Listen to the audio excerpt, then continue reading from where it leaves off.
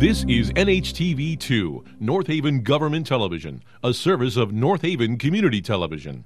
The following program is brought to you through the support of the Town of North Haven. Okay, good evening. My name is Alan Fredrickson. I'm the Land Use Administrator for the Town of North Haven. As indicated in the agenda for tonight's meeting of the Zoning Board of Appeals, the meeting is being held via video conference and conference call, and there is no in-person public access to the meeting. A video conference link and dial-in conference call number was provided for the board members. There is no video conference link. And interested members of the public to participate. No, it says, as you just said, there's no video. Hi, honey. Hi, so we can send the video conference link, but for anyone that's not speaking, just make sure you stay on mute, please. Thank you. And as far as the video conference link, I would urge you to go on the town website. The link is on the town website under the Zoning Board of Appeals meeting for tonight. So regardless, for members of the public who are listening, I would ask that you mute your phones if you are able so that we don't get background noise. I have some important reminders. First, every time you speak, you must state your name for the record, except when the roll of the board is being called. Second, we must be careful not to speak over one another so that everyone who's listening can hear what is being said and we have a clear record.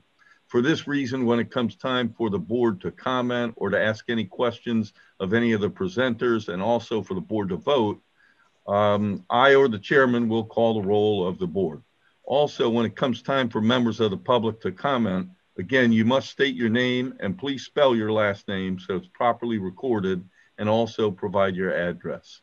This meeting is being recorded and the recording will be posted on the town's website. We're now going to take attendance by calling the roll of the board for the record. So, Carolyn Yaccarino. Donnie Clark. Here. Joe Volano. Here. AJ Wambold. Here. Paul Sicarella. Here. Ken Quick. Present. And I'm Alan Fredrickson, and I see Pam Miller is here, the clerk to the board. So at this point, I'd like to hand it over to Carolyn Yaccarino, the chairman, to begin the meeting. Great, thank you, Alan. All right, so just as a reminder, if you are not speaking, please mute your phone. If you're dialed in on your cell phone, just click the mute icon. If you're on Zoom, the mute icon is on the bottom left-hand corner. All right, so under Connecticut state statutes for a variance request or an appeal of any order, requirement, or decision by the zoning enforcement officer to be reversed, the applicant needs a minimum of 4 board members to concur. So the process for this meeting is that the secretary will read the application. The applicants will respond and provide their first and last name and address for the record, and then present the request for the variance or the grounds for an appeal. The board will ask questions or make any comments that they wish, and then open it up to the public for anyone to speak in favor or against the request or appeal. After the public hearing portion of the meeting is concluded, the board will deliberate on each matter in the order presented. Given that this is a remote meeting, typically I'd be asking the clerk to call the roll of the board, but tonight I will be calling the roll of the board for their questions and comments at the appropriate time. And then I will also call the roll when we are required to have the board vote on each matter. So Alan, have all the applicants and applications met their notice requirements?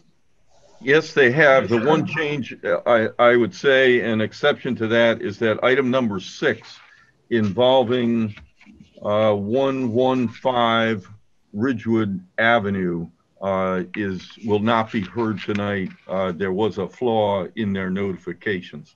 The remaining applicants have met their requirement. Thank you, Alan.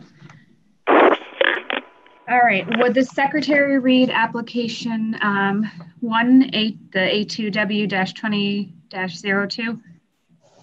Yes, okay. Application of Fricklebrook, applicant and owner, relative to 1 Todd Drive, map 102, lot 7, seeking a waiver of an A2 survey application requirement, R40 zoning district.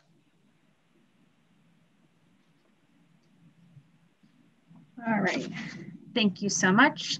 Would the applicant please announce yourself, stating your name and address for the record, and present your variance request?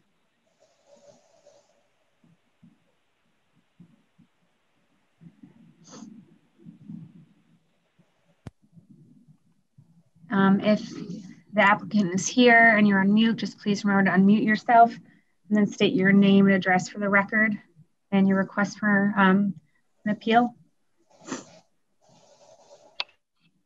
We might not have this applicant on the call.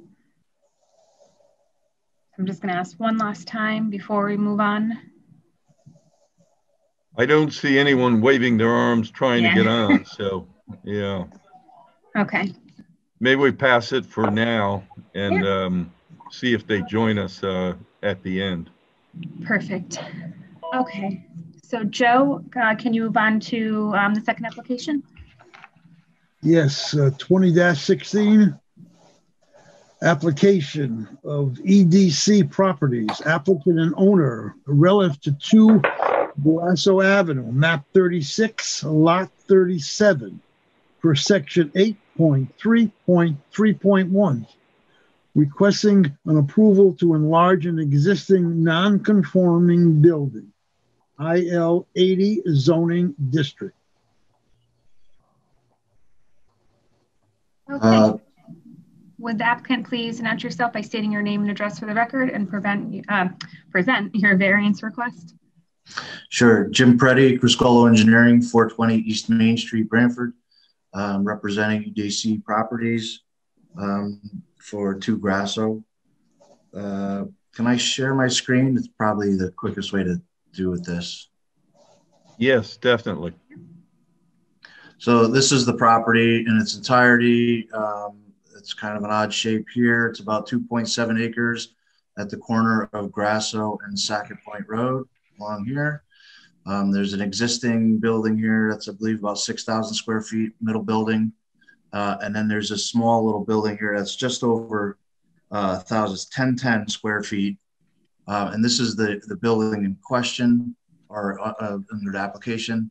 If I click to the proposed plan, as you can see, because of the zone here, there's a 75-foot setback that runs along Grasso Avenue that puts this existing building partially within the setback.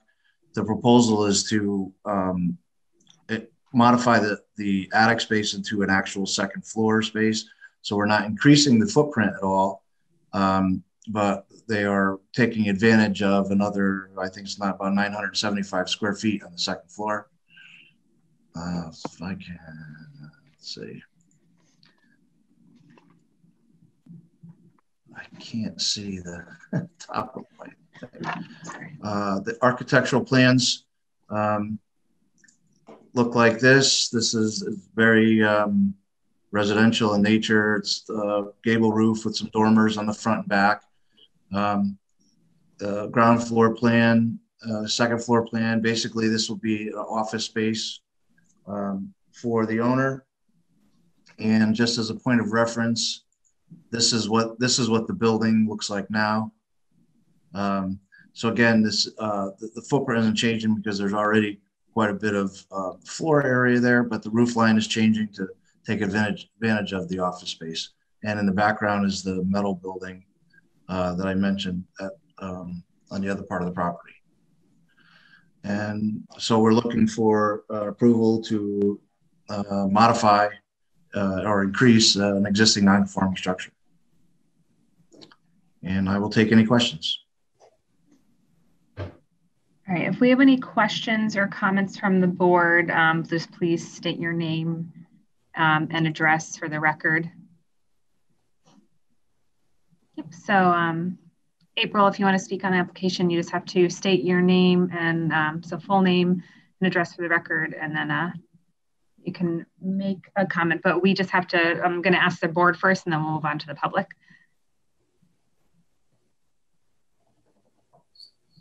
Don Clark. Jim, the hardship is the 75-foot setback. You're trying to, because you don't have a lot of space with that 75-foot setback to put an addition on the building. That's correct. Jim Preddy again, they couldn't add on to the space, and you can see there's already existing pavement there. They're not looking to really change much of anything on the site, just take advantage of the second floor space there. Okay.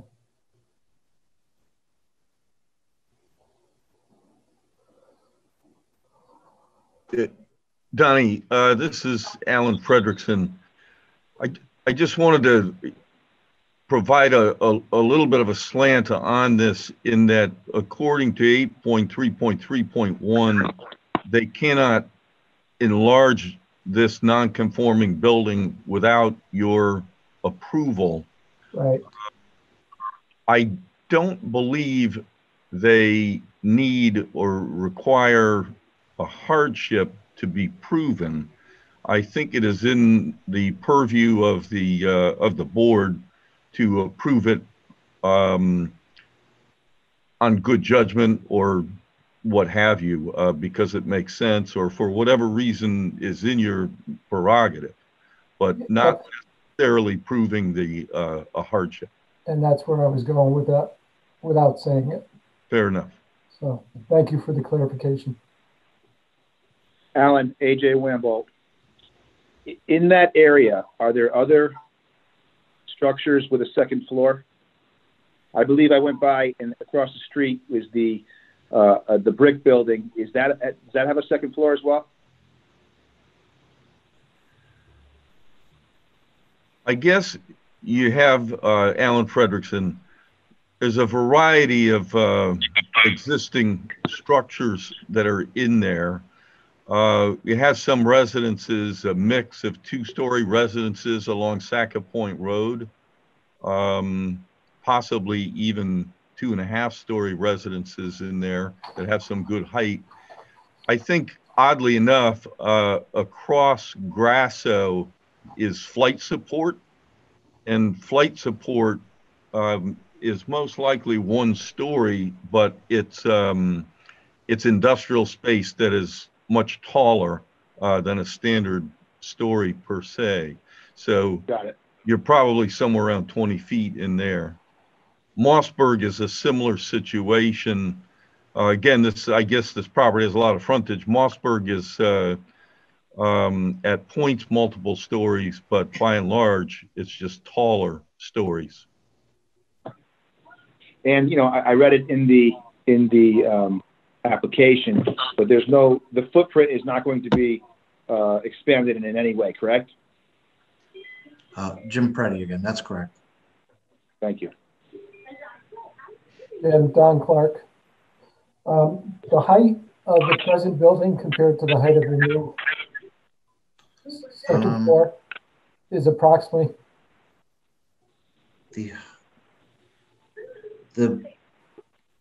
Just bear with me so I can zoom in here. Take your time. It's on the plan. The height is going from 17.5 to 24 feet. Okay. But again, that's only in the center because it's a gable roof. Right. Thank you. Any further comments or questions from the board? All right, hearing none, we'll move on to the public. So if anyone from the public would like to speak in favor or in opposition, just please state your name and address for the record. Hello, can you hear me, Carolyn? Yes. Yep. Okay, April Capone, 105 Quinnipiac Avenue in North Haven. I speak for my husband and I, Jarrett Rousseau. We're the co-owners and partners in 810 Associates, who own, 8 and 10 Grasso Ave, a neighboring property. And we'd just like to speak in support of this application as presented here this evening, we support granting the exception. Great. Thank you, April. Thank you. Any further comments on this application from the public?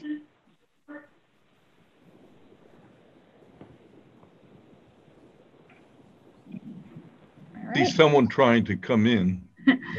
No longer. No. Okay. So hearing no further comments, the public hearing is now closed on this application, and we move on to the next application. So Joe, if you can read application 3. Application 20-17, application of 151 Washington Avenue, LLC. Applicant and owner relative to 151 Washington Avenue, map 73, lot 16, per sections 8.8.7.2. 3, requesting a sign setback variance of 6.5 feet to permit a sign setback of 11 feet, where 17 feet 5 inches is required. IL 30 zoning district. Good evening. Thank you, Joe.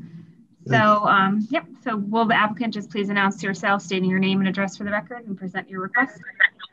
Yes. Good evening, Madam Chair and members of the board. My name is Bernard Pellegrino. I'm an attorney with the Pellegrino Law Firm in New Haven. Our address is 475 Whitney Avenue in New Haven, and I represent Citizens Bank in regard to this request. As Mr. Villano just mentioned, we're seeking a variance for the monument sign for this site at 151 Washington Avenue of 6.5 feet, and it's set back from the road. You're all probably familiar with this site.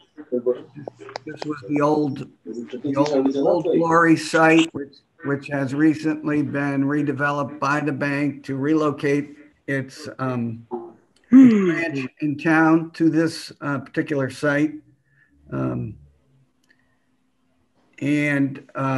as part of the redevelopment of the site, they would like to place a monument sign. And now I'm going to try to share my screen, which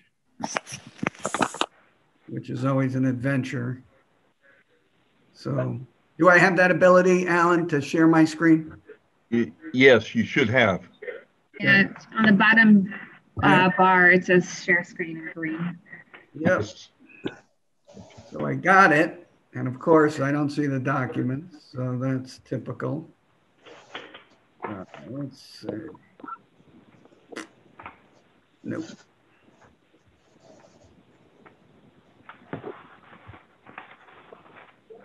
Alan, are you able to share the materials that were submitted?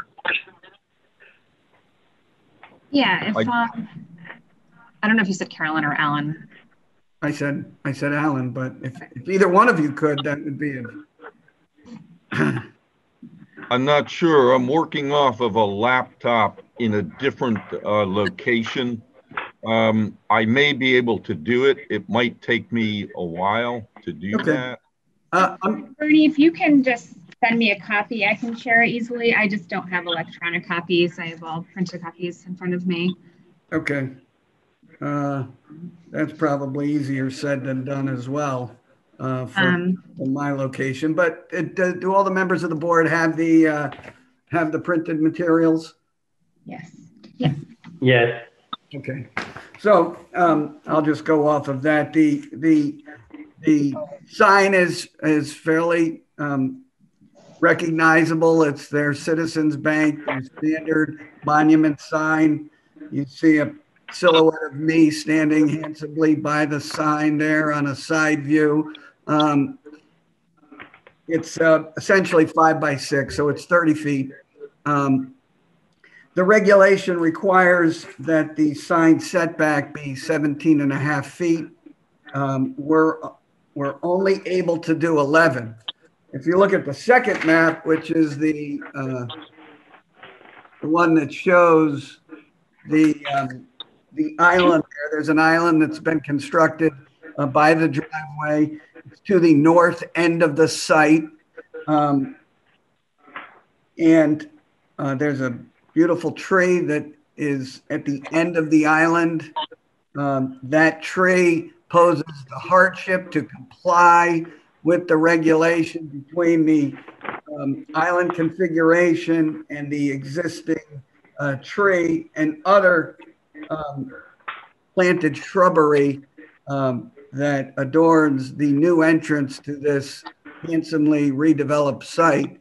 The sign, we can only put it 11 feet back as opposed to 17 feet back. So that's our hardship. I think you'll note from looking at that, that particular map that there's ample room for a car queued at the stop line there, the stop bar, to view traffic coming from the south on Washington Avenue. So there's no sightline issue there. So the sign would not be a hindrance to a driver seeing cars as they come up Washington Avenue. Finally, I'd show you and included in the materials the old Glory sign. That sign was in the approximate same distance from the street line. And if you go back to the map that I had previously shown, showing the tree and the driveway, you'll see the existing signposts are removed. It's almost the same exact location, north side of the driveway.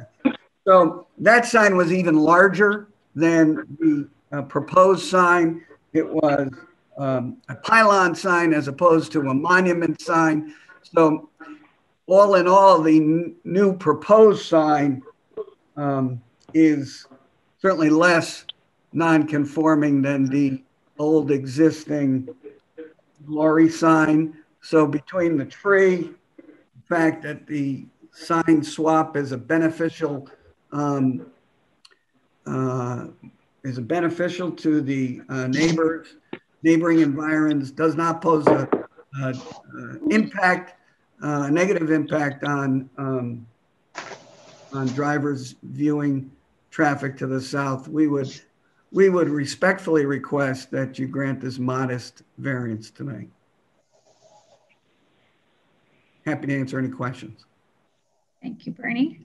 So if any of our board members would like to ask any questions or add any comments, just please state your name. Don Clark. Bernie, the tree in question, that's a brand new tree that was just planted?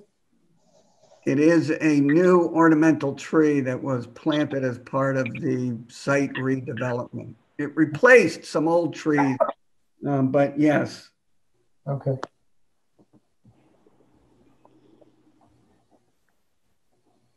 I have a quick question, Paul Ciccarella. The sign for the all brick manufacturer behind the location, is there any idea how far that is off the road? I believe it's probably comparable to what you're requesting. Do you happen to know that, Bernie? Bernie Pellegrino, I think it is comparable. I can't tell you exactly how far it is, but it's certainly within 3 to 4 feet of where we are proposing our sign. Thank you. Based on my memory.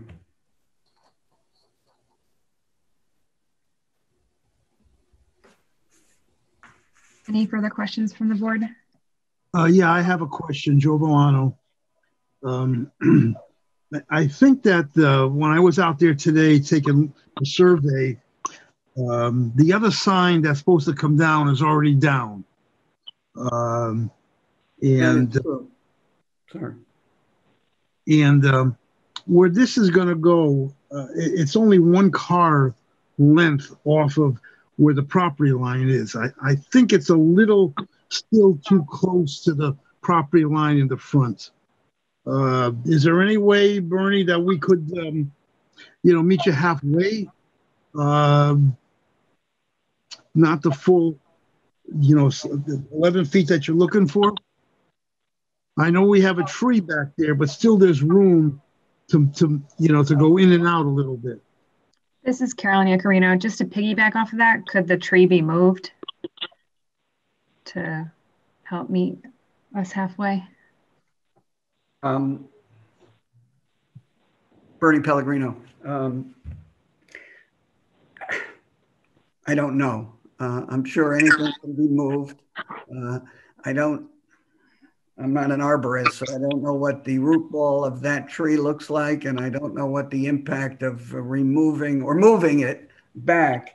But I guess anything is possible. I think, by the way, on the survey, Mr. Ciccarello, on the existing survey that's part of the package, I think I see the Ulbrich sign at the far left-hand corner. It could even be closer, but it's a little bit hard for me to scale it. It's pretty darn close. But to get back to moving the tree and or moving the sign, I guess anything is possible. We tried to get it, and the engineer who designed it tried to get it as far back as he could, based on his estimate of not having to move the tree and getting the sign to fit below the tree. In talking to him, it's clearly more than enough visual space for the car at the driveway to see. And it's really only one car at a time coming out. So I think you have enough time once you queue up to that spot, you have a clear view. And I'll add that most of us probably were another 7 feet from the road, from the stop bar to the road. So some of us, I'll admit, probably cheat a little bit more as we get there to take a peek. So you probably have the advantage of another 7 feet before you're coming out.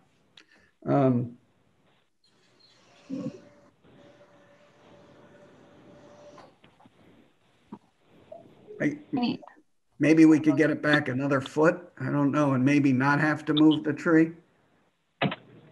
There is a bit of a, as Mr. Villano would know, there's a little bit of a construction work that has to happen below ground in order to mount the sign, a footing or a foundation.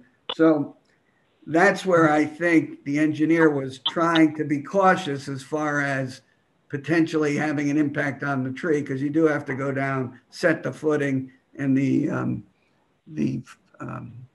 structural foundation for the sign. This is Alan Fredrickson. The only comment I could make is that the tree and the sign could still be inverted and comply with the zoning regs. So either way, not speaking to what's preferable, but if the tree were closer to Route 5, it would still comply with the regs. Thank you, Alan. Is there anyone on from the public that would like to speak in favor or in opposition of this application?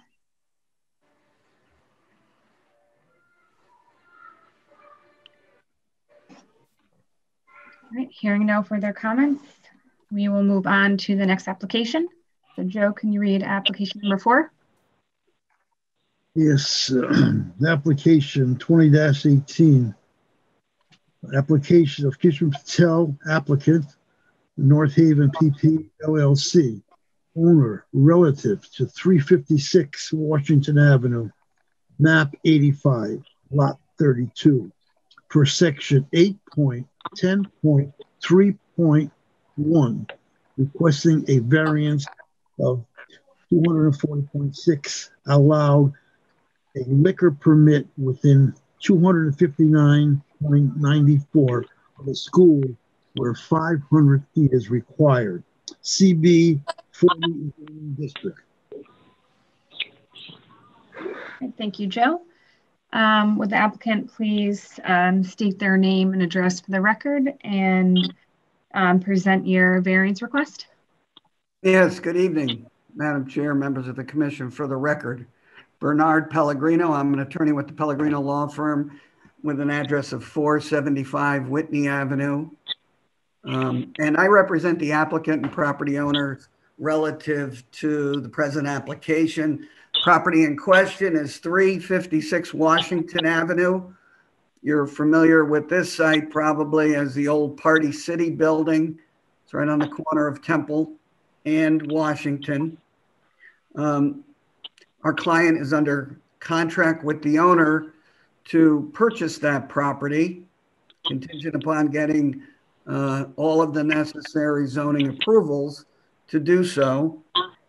That would permit him to open a retail package store on the site. As you all know, the property has been vacant for about a year. Mr. Patel would also be purchasing the licenses, the liquor licenses existing in that area of the town from Aircraft Package Store and Vines Wines in order to permit his relocation and opening of this site. And the reason for that, unrelated to tonight's application, is because there are certain requirements as to distance between stores. And this site is between Aircraft and Vines Wines.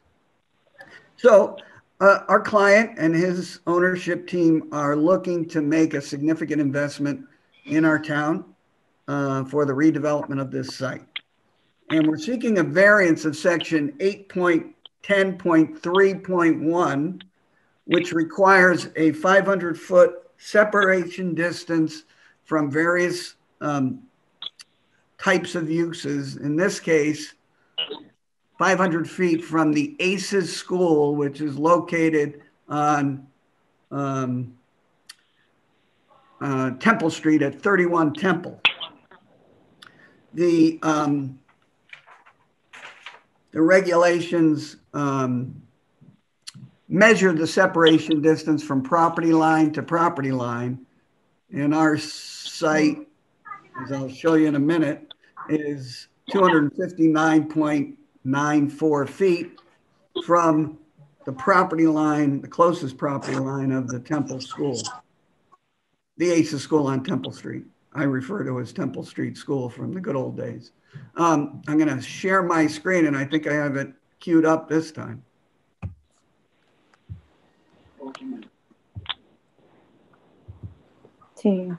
There we go. So here we go. This is your assessor's map, and there's the Party City site, and the distance from the northeastern corner of Party City to the southwestern corner of the ACES school, as shown on this map, is 259.4 or 94 feet. However, as I scroll further down,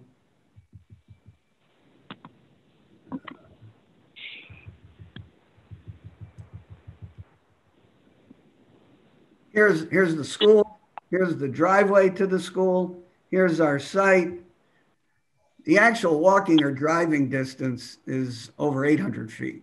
It's the 200 feet from, or 59 feet from here to here, which is the question when you measure by property lines.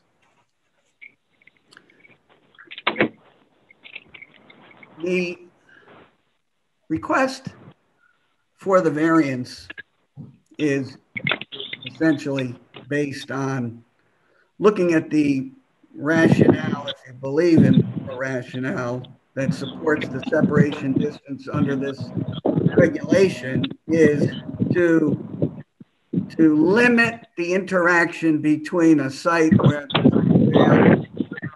or on-site consumption, because your reg regulates both the sale for off-site consumption, a retail package store, and the regulation also regulates on-site consumption in restaurants, and we'll get to that in a minute. But if you believe in the premise of the regulation is there to limit the interaction between the two sites in question. In this case, the potential for interaction along the 259-foot distance that brings us today is non-existent. I'm going to share the screen again. I'm sorry, this is Carolyn Yacarino. I just want to make a comment. Can everyone mute themselves if they're not speaking, please? Thank you. So this aerial photo is telling. You can see my cursor, correct, guys? Yes. Moving around. This is Party City. This is the closest corner here. And as we move along the property line on the map that I just showed you, this would be the closest point to the school entrance. It's behind the parking lot in the rear and or the side of the school. So to get from here to here along that 259-foot distance, which is the closest distance, first you'd have to jump the fence, which is 6 feet tall. Then you'd have to rummage through the woods. There's a shed over here. You got to get over that, go back through the woods again, and then go over the 6-foot-high fence that's on the school property to get yourself into the parking lot. An Army Ranger would be hard-pressed to be able to transverse that that distance, given the obstacles and the terrain between the two sites, which is why I say believe in the premise of this regulation to limit the distance for interaction between the sites. There's absolutely no chance of anyone interacting between Party City and the school along the points in question. To do for any normal person to interact between those two sites, you'd come down the street, and by the way, there's not always, I don't think the sidewalk completely along that area, and then you'd come in the driveway. So by foot or by car, we're as I mentioned earlier, over 800 feet. This commission has recognized the hardships which I am describing tonight on numerous occasions relative to granting variance for on-site consumption or restaurants in this area of town. Over here is the Vigliotti Plaza. There's 2 restaurants there. That site has received variances from the same distance, a little bit further, but their property line is here to the school property line there. So they've gotten variances for the 2 restaurants with liquor permits in the Vigliotti site at 344 Washington Avenue. In 2000, a variance was granted for the prior location of the Antonio's site at 380 Washington, which is north. Get that back up for you. 380, I think, somewhere over here. They were within 500 feet.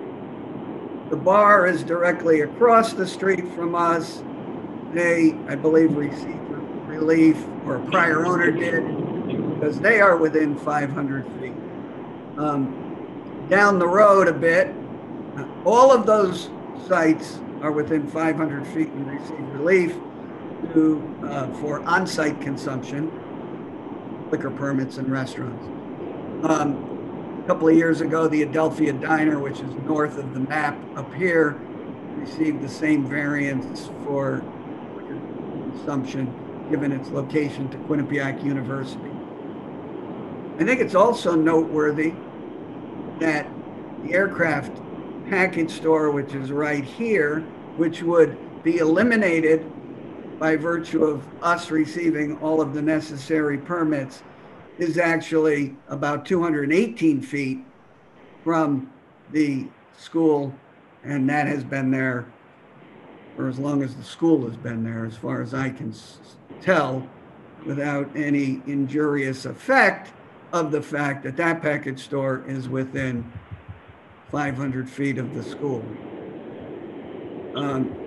Lastly, I would note, and as you probably have all seen, because I'm sure it was part of the package that you received, Dr. Danahy, who is the director of the school, has provided a letter in support and feels that there is little interplay between the two sites, and that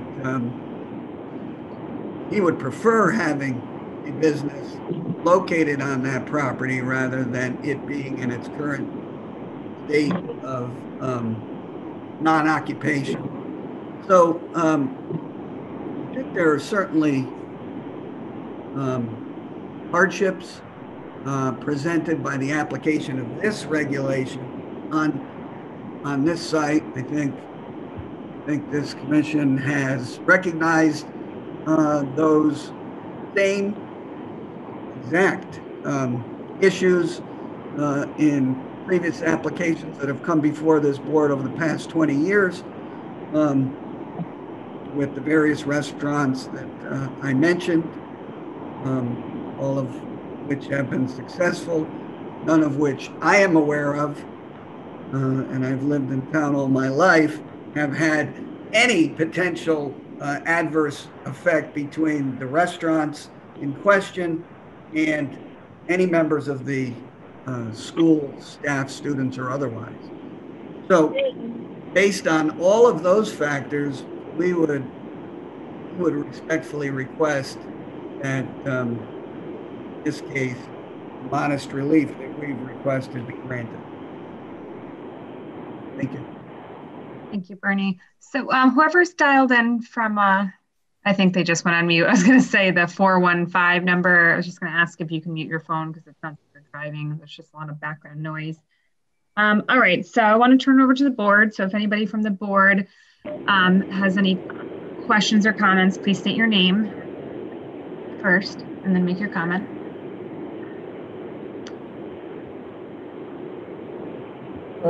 Carolyn, you can still hear that noise pretty loud. Yeah, unfortunately, Ken quick. Yeah, thanks, Ken. Yeah, so the person who dialed in from the 415 numbers, please mute yourself. We're unable to mute you. Thank you so much. Just much easier to hear. Okay. So Ken, did you have a question or comment? No, just to me it seems like a reasonable request. Okay, so this is Carolyn Yacarino. I have a question. So the two liquor stores that they're buying the permits from, are they closing right now? That's my first question. Well, if we get all our permits, which we have to go to planning and zoning, Bernie Pellegrino, by the way, for the record, we still have to go to planning and zoning. We got to get our certificate of location approval, our site plan approval. But if we did get them all, both of those stores ultimately would close before our store opened. The aircraft owners have been talking to our client, and I think the aircraft owner would become a part of our ownership team at the new location, and I call it Vineyard Vines, the Vines Wines would close, and that permit, I'm not sure which would actually go there, but one of those permits would have to be really relocated. So one of those permits would move, the other permit would be suspended, and then would have to relocate to another area in town. Yeah, so my question was there a discussion about, I mean, if Vines is closing and it's all the same owners, was there a discussion of maybe opening this liquor store in the Vines facility since they, they're already operating as a liquor store. They have the space. Can I answer that, Jeff Kravitz? Yes. Bernie, I can answer that if you want. Sure. Jeff is the owner's representative of the 556 Washington property, and he's also been involved in the multiple transactions which I've described and which you're asking for. So can you state your name, please? Oh, sorry. Yeah, Jeff Kravitz. I live at 124 Forest Street in Stamford. Spell it. Forest, Stamford, Connecticut. And I'm representing the ownership at 356 Washington Avenue.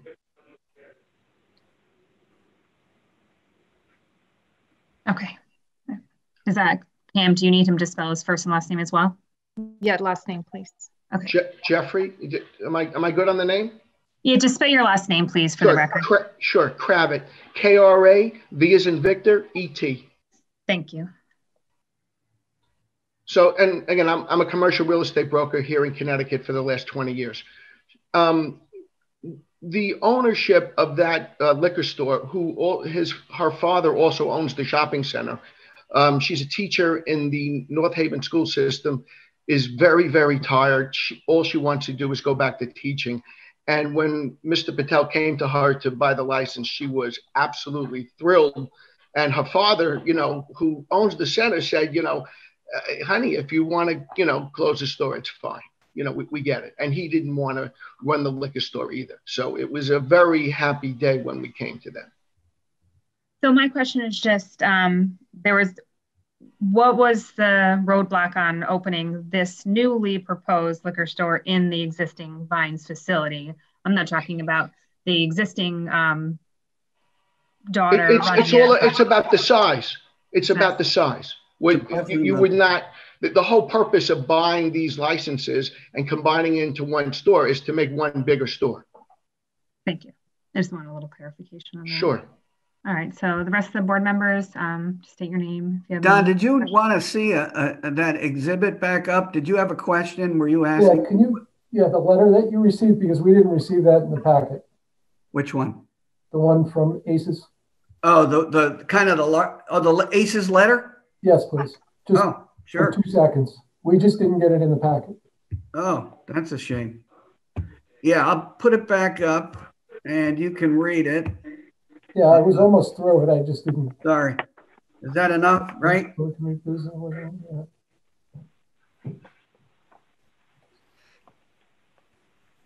All set. Thank you. You're welcome. Everybody else have a chance to read it? Yeah, I'm sorry about that. I thought that those were, they are in the file. I thought those were in those packages, but certainly that's an item that we need to be on the record. I'm not pointing fingers, Alan. I'll leave it up so everybody can read it unless you haven't gotten through it. Any other questions for me?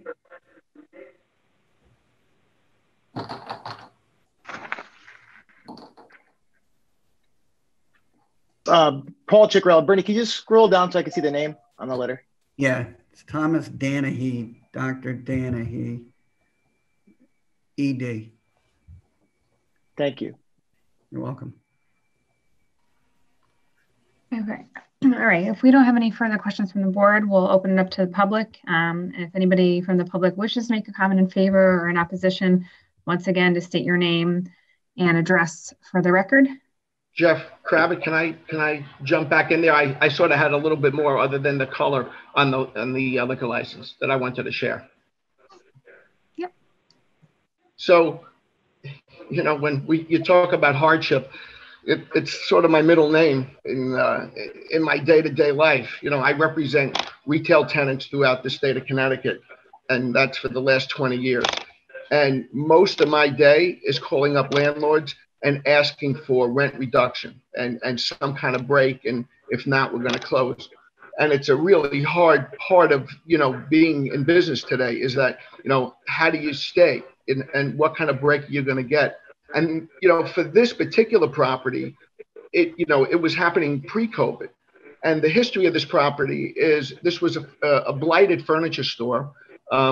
I sold the building to the ownership who owns the building today, and he made it a party store for his own self. And he operated Perfect Party for about 4.5 years, and online sales were he was killing him. He had to get out, and he was bought by Party City. When I say bought, they took him over. And from there, Party City got crushed by the online, and they went out of business, and they closed up stores. Party City actually taught me a new word. It's called reverse cannibalism. And the premise is if I close the stores around me, I'll still keep my customers, but at least I'll have less footprint and less brick and mortar. And, you know, I can go through a list of everybody that's closing stores. This is a unique opportunity for me to come back, 16 years later on the same property, and that's been vacant for a year. The only nibbles that I've had on it have been a couple of dollar stores, of which they want to pay nothing for it. They're not putting any money into it. And it becomes, a tough sort of, piece to market. 12,000 square feet of retail, trust me, is not that easy right now. I don't care in any city, even in North Haven. And when Mr. Patel came to the table and was interested in the property, not only is he a tenant, he's an owner. He's going to put money into the property. He's coming to the table and investing in North Haven and investing in jobs. In my world, it's an unbelievable story to be part of that in this, place and time in the world, in a retail property, anywhere, never mind North Haven. But it's a privilege to be part of this deal. And his commitment was further demonstrated by he buys 2 licenses on both sides of the property. I mean, I'm also privileged to know him from Stamford. He's got 4 successful stores in Stamford. So he's a great operator. This is going to be the first real estate, to my knowledge, that he's going to own. He's going to take pride of ownership for it. And, he should be really welcomed into the community. There's no hardship, that should be placed on him. It's a great story, and it's a privilege to be part of. And thank you for hearing it. Okay, this is Alan Frederickson. I just want to make sure that we consider Mr. Kravitz's comments to be a part of the applicant's comments, not the public. He's representing the owner. So correct. Duly noted. Okay. Oh, so I wanted, if I didn't make that clear, I did. I did say that I sold him the property, and, I still sort of maintain that relationship these past 14 years. That's clear. Sure. Okay. Thank you. So moving on from that, I just want to move on to the public. Just if anyone from the public wants to speak in favor of the application, please unmute yourself and make your comment. All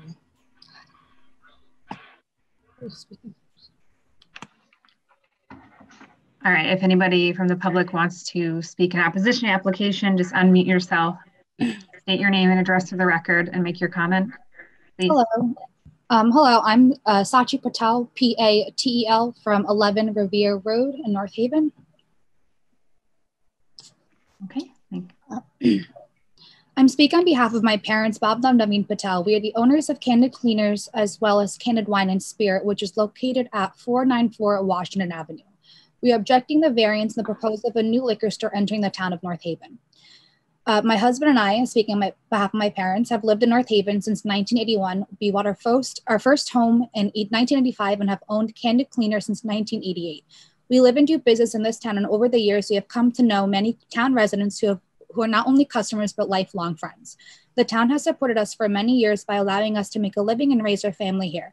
Our 3 kids went through the school system and still reside in town. As you can see, we have nearly 40 years of ties to North Haven. We are the true definition of mom and pop business owners. We're asking the town to please take us into consideration before allowing a non-town resident to open a liquor store in our neighborhood.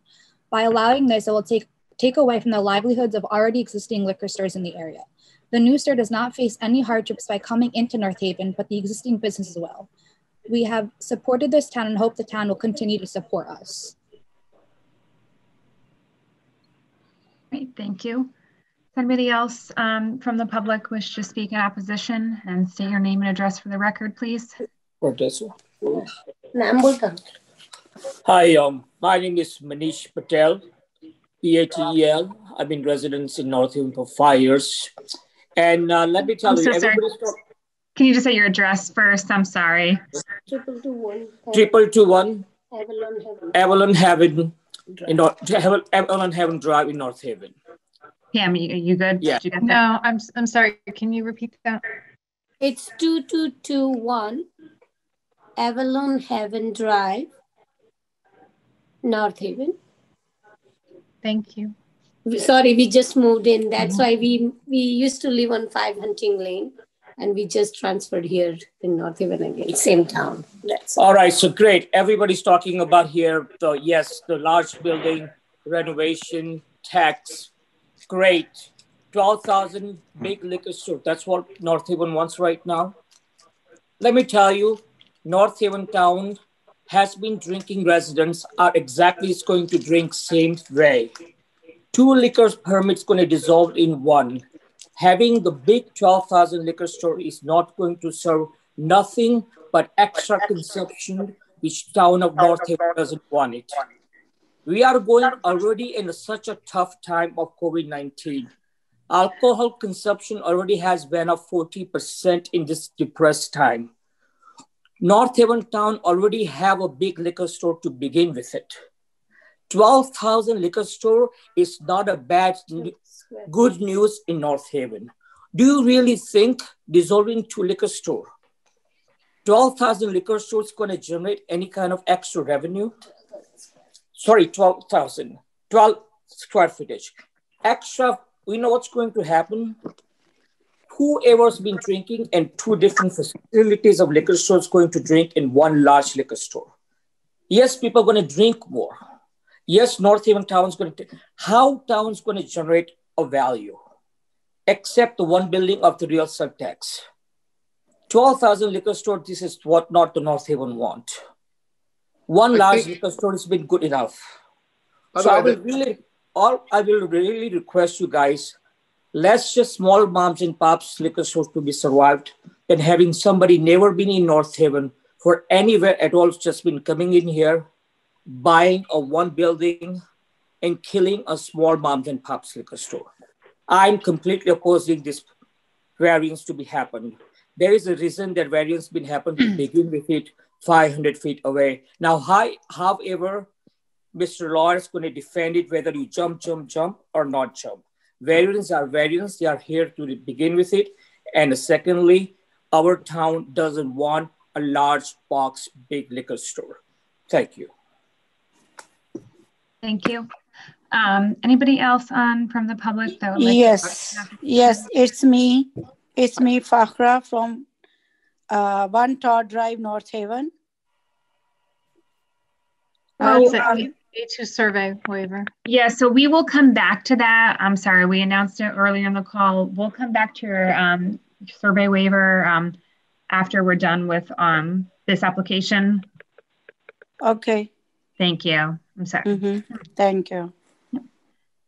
But in regards to application 20-18, is there anybody else on from the public that would like to speak in opposition?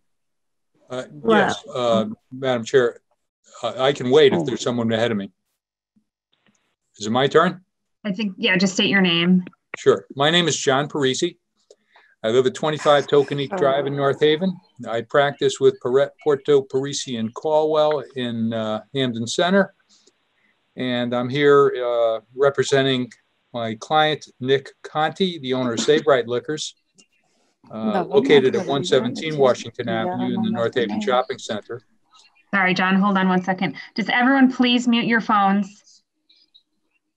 If you're not speaking, please mute your phone. Thank you. Alan, I saw that you became the host. It might be, I'm just trying to find the number. I would just mute all. Jennifer has the ability. Carolyn, it's excuse me, sorry, Alan. It's Jennifer Coppola, counsel to the board. Alan asked me to hop on because he said that you were having some audio issues. I'm unable to tell. I'm looking. I'm unable to tell and I see you looking as well, Madam Chair, where you're getting that feedback from. It's not showing up through the microphone. I can potentially mute everybody. Yeah, I think if you can mute everybody and then John, you just have to unmute yourself. I'm just trying to figure out though where Attorney Parisi is. Attorney Parisi, could you please speak? I do nothing but speak. Thank you, Attorney Coppola. Does this help? I could reintroduce myself. Keep talking. Jennifer, he's on camera. Yeah. I see. Okay, I see where he is. Okay, so I'm gonna just attempt to mute everyone and unmute John. Give me 1 second. Thank you. So much.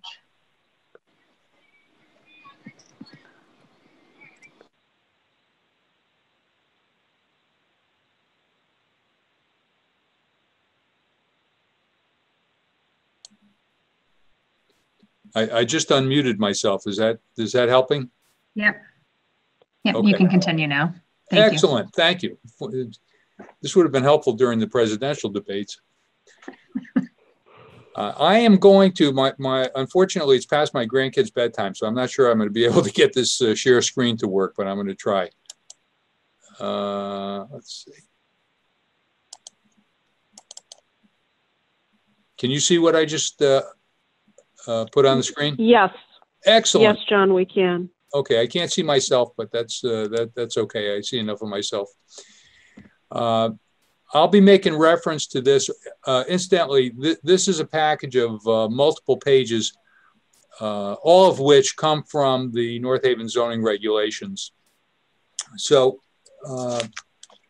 if you don't mind, I'll just quickly repeat my introduction. I live at 25 Tokenique Drive in North Haven. I practice law with the firm of Porto, Parisi, and Caldwell in the center of Hamden. My client is Nick Conti, the owner of Save Right Liquors at 117 Washington Avenue. That's the one in the North Haven shopping center. And I am here this evening in opposition to the application. I certainly commend Attorney Pellegrino for his usual quality presentation on behalf of his client. However, I'm here to tell you that this variance should not be approved. There's only so much lipstick you could put on this application. I was going to say that the application is not complete.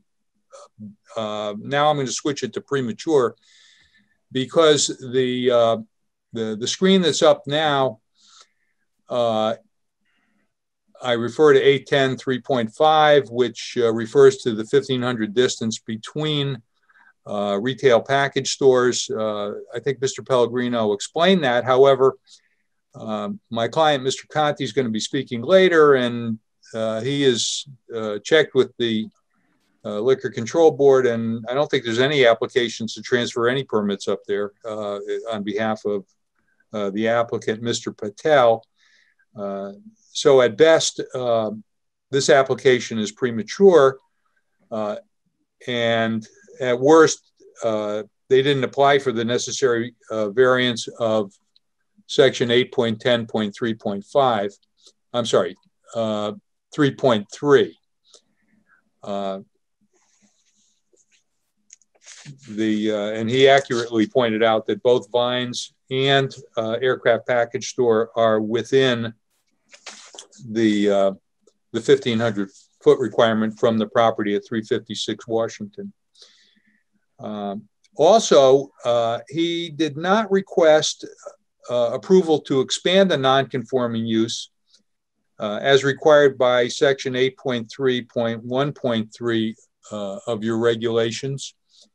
And by that, I mean the aircraft package store, I think, is something like 810 square feet. Vines, I don't have the exact number on, but it's one of 5 stores in a 9,750 square foot building. So it doesn't occupy the whole building, but even if it did, it would not amount to the 12,000 something square feet that the former Party City encompasses. So I'm going to suggest that the application is incomplete and that he needs, he's expanding a non-conforming use and it requires a variance. I'd also mention that under the parking regulations, although the zoning commission has the authority to decide on a site-by-site basis, you'll see that retail stores require one space for each 200 square feet of gross floor area. That would, in this case, transfer to 62 parking places, of which I believe this site has 30, so less than half. And half of them are in the front, meaning the rest are spread out along the sides and back of the property. I think what the applicant, Mr. Patel, and just to be clear, I'll refer to him as the applicant because we've already had a couple of Patels speaking, but Mr. Patel is proposing what amounts to a superstore, increasing the size drastically of the current two liquor outlets, even when combined. I'd also point out that he's not asking for a variance of a couple of feet. He's asking for 240 feet, where 500 feet is required, almost cutting it in half, the area between the properties.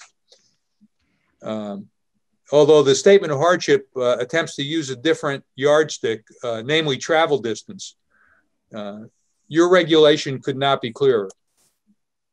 It is property line to property line. And if I could find it on here, I'm referring to 8.10.3.5, measured from the outer perimeter of the lot of the proposed location in a straight line, not travel distance.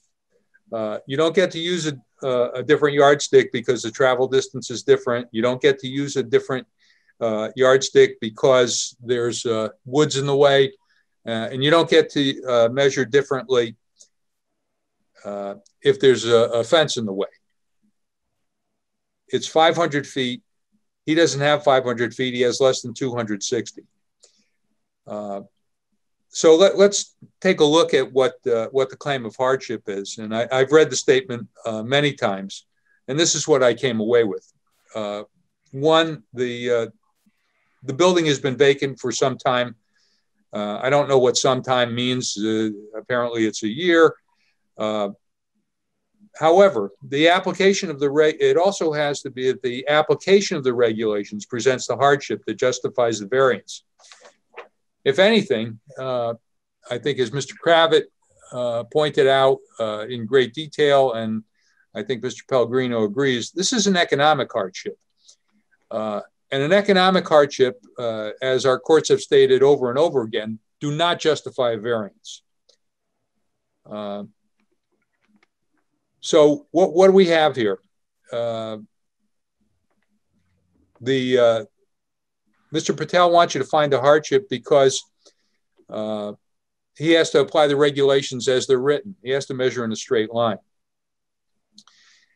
He refers to an ideal site for a retail package store. I'm going to talk about that briefly later, and I promise briefly. So we have to measure in a straight line. He has to apply the regulations. There's nothing in the application or the statement of hardship that indicates that this site is somehow unique or that the regulations impact this property differently than any other property in the CB zone.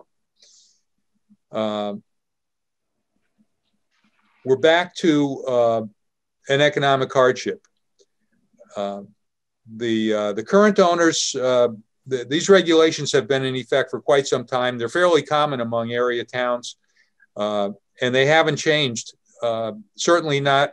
They were in effect in 2006 when Mr. and Mrs. Kopani bought the property, and I apologize if I'm butchering their name. And certainly they are in effect and would be in effect when the applicant proposes to buy the property. So it's really more like a self-created hardship because he knows what the rules are. what we come down to is the current owners can sell the property for more money if you let them disregard the regulations. If you allow Mr. Patel to open a liquor store that's too close to the school, what's that? An economic hardship. Mr. Patel can sell more product and make more money if you let him disregard the regulations. Again, open a liquor store that's too close to a school. Once again, economic hardship. And in his case, self-created because he knows the rules don't allow it. And I want to dispel the suggestion that merely because in the past, this board approved variances for restaurants that happen to have liquor permits, you are somehow compelled to throw out the longstanding and fairly common distance between schools and liquor store regulations. First, I'm sure you understand, I don't have to explain that a restaurant where you sit down and have a beer or a glass of wine or a cocktail with your meal is completely different than buying alcohol beverages in a package store. Second, some of you may recall those applications. I certainly don't. I wasn't involved with any of them. But merely because the board acted in a certain way in one case does not mean that you have to follow that rule in the other case. It's not meant to, nor should it act in the same way. Each application stands on its own merits. Each property is unique. And finally, unless those variances were appealed to court, there's always the possibility that they shouldn't have been granted and they were not approved appropriately. In short, the applicant has presented you with no hardship that justifies a variance for this property. Just a minute about the ideal location for a package store. I'll point out that 356 Washington Avenue is a flat, rectangular, corner lot and has an attractive masonry building on it. I predate the Party City use of the property. I go back to David Vergoven, who was a dear friend of mine, and operated Vergoven's furniture there for many, many years. And I think his father before him. It's a good site for many of the other 34 uses that the CB zone allows. And I'm going to, let's see, get to, there's the list. I didn't highlight any of them, but if you go through the commercial business districts, I understand Mr. Patel's not going to open a police or a fire station, but there's 34 other uses that can be used at that site that don't violate the zoning regulations. And frankly, it was a great site for Dave Vergoven and his store because his store did not require a lot of parking. It was a furniture store. Maybe on a good day, he had a half a dozen customers in there at once. But it didn't have either the volume nor the in and out traffic that is typical of a retail package store. And in this case, a retail super package store. I reiterate the parking regulations specified, and the formula specified in the regulations. The Zoning Commission has the ability to not to have to apply that. However, if you apply the formula in your regulations, you'll see that the arithmetic comes out to 62 parking places, and he doesn't even have half of them. I'd also point out that the CB zoning regulations, which appear on pages 40, 46, and 47 that I've called up, the site is slightly undersized, and I don't believe it meets the front and rear yard setback lines. And I'd also point out that the rear setback borders on a residential zone. So I didn't hear any support from any of the neighbors other than the ACES school, which is interesting, but certainly doesn't carry the day, and I submit should not sway you. I'll wrap up by saying that the clear and longstanding law with respect to variances, as consistently articulated by the courts, is that a ZBA can only grant a variance when there's some unusual characteristic of the property such that a literal enforcement of the regulations would result in unusual hardship. And the hardship complained of must arise directly from the application of the regulations to the applicant. So here we're not talking about a triangular lot. We're not talking about severe topography. We're not talking about having to excavate ledge.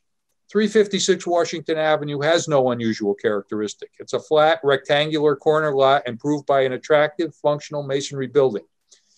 I hardly consider that any of that to be a hardship. Yes, Mr. Patel and Mr. and Mrs. Scopani can benefit financially if they don't have to comply with North Haven zoning regulations.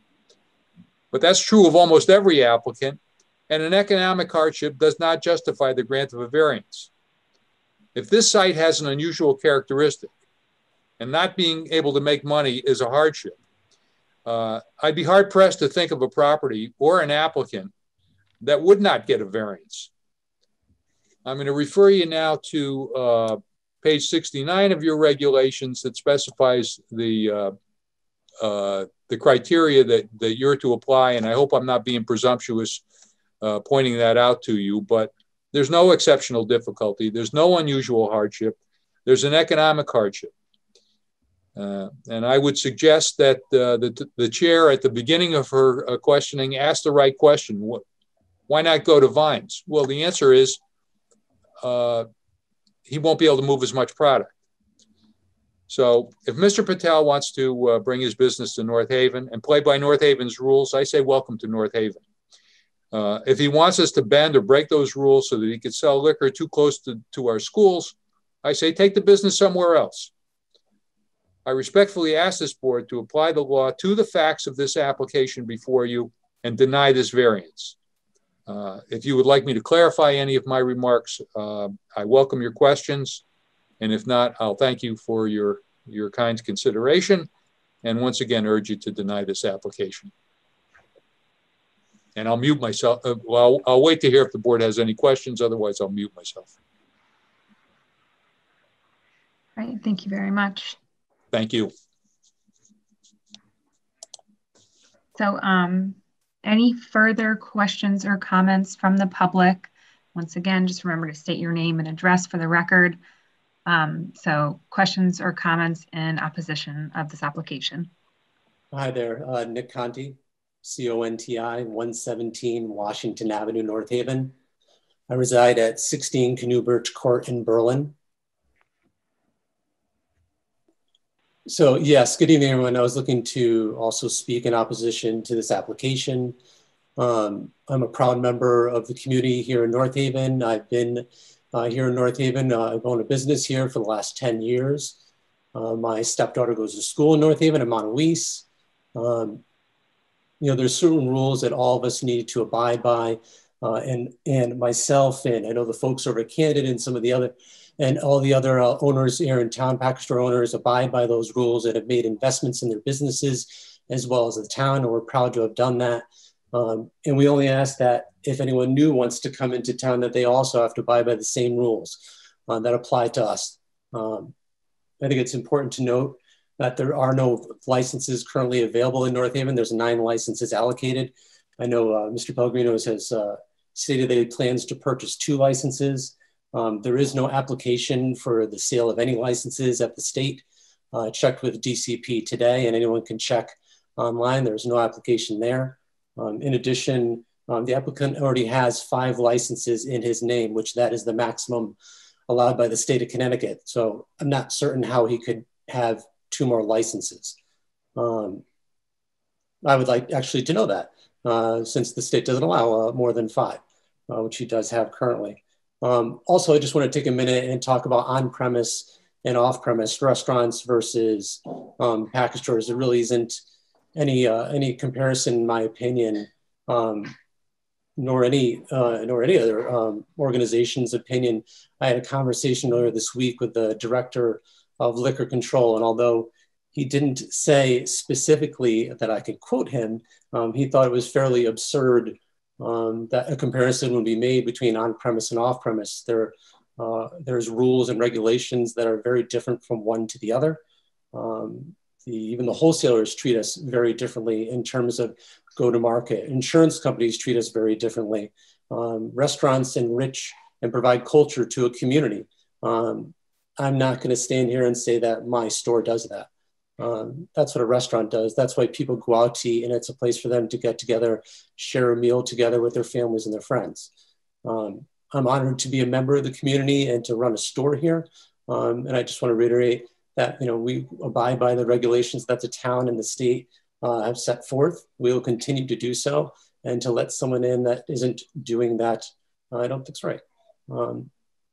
Thank you all for your time, and I hope you all have a great evening. Thank you. If anybody else would like to speak in opposition of this application, just make sure that we're not being redundant with the points, just moving forward, just for sake of time. But once again, state your name and address for the record. So I just heard somebody start speaking. Vishal Patel, 11 Revere Road. Yes, I'm here. My name is Fakhra, and my address is 1 Todd Drive. Can I speak? Yeah, is this in opposition of this application? It's the A2 survey waiver.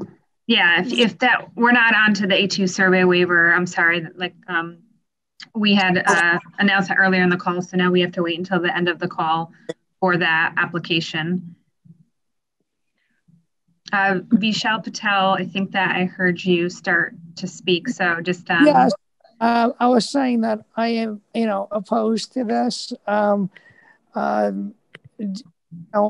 Based on the 14th Amendment to the U.S. Constitution, if this person wants to open up a business in town, he, should have to go by the same rules as everybody else and not get any favorable treatment, because the law is, no one is above the law.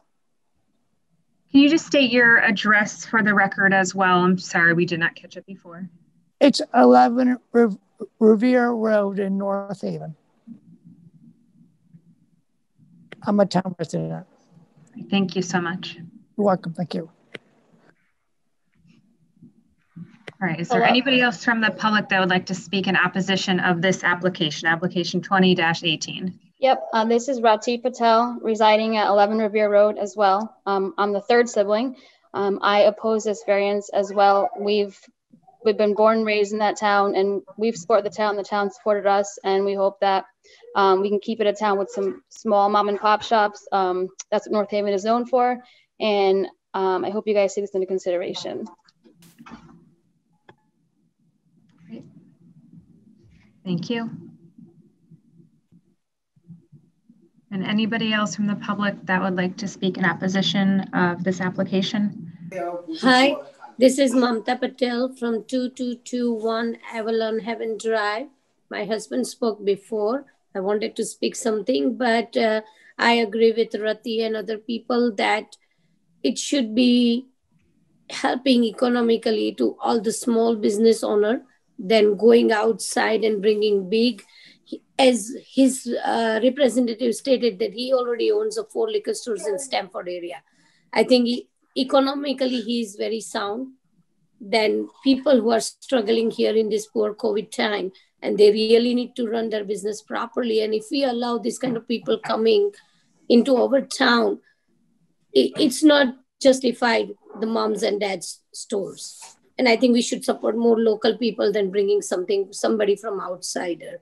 As a mother, I'm speaking this also, as the representative stated that the liquor store and restaurants are right next to each other. It doesn't justify it with the school, because the restaurant ambience from outside is completely different than a liquor store. If I'm driving through Route 5 and if I'm seeing 10 or 16 different liquor store, it just gives my town image that what kind of people lives or resides there. Than having a good restaurants. If I'm going through Noodles, I feel proud of my town. That, okay, we have a good restaurants, good neighborhood, good community. If I'm seeing 5 different liquor stores on the same route, it doesn't look good respect to that town. So I really oppose to this business right now. Thank you. right, thank you. All right, is there anybody else from the public that would like to speak in opposition of this application? Hi, my name is. Hi. Oh, hello. Hi, my name is Haresh Bidja, HARESH BIDJA. I live at 134 Sugar Hill Road, North Haven, for 20 years. I strongly oppose the opening and giving permits to the big supersize liquor store in the town of North Haven. The town is historically known for residential values and the small mom and pop stores. If we let big size store, the mega store like these do come, it will vanish the value over the time, and let the mom and pop liquor store or any small business close down because of the increased competition in the area. So I strongly oppose. Thank you. And I heard somebody else start to speak before.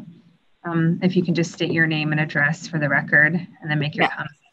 So I'm Roma Moore. I'm speaking on behalf of my father, Babu Moore, 87 Bishop Street, North Haven. So we also oppose this. As owners of a gas station in town for 27 years and residents for 30 years. We know that North Haven has a very close-knit community, one that you want to raise your child in. And with multiple liquor stores in the area already, the community is amply served. It's diminishing towards the community environment that's been cultivated in this town over the years to allow someone from out of town to come in with special privileges and disrupt the already existing businesses in the town. The town doesn't need a super liquor store. Quite frankly, we don't need any more liquor stores in this town. And since they're here, we should be supporting our locally owned stores rather than allowing outsiders to come in.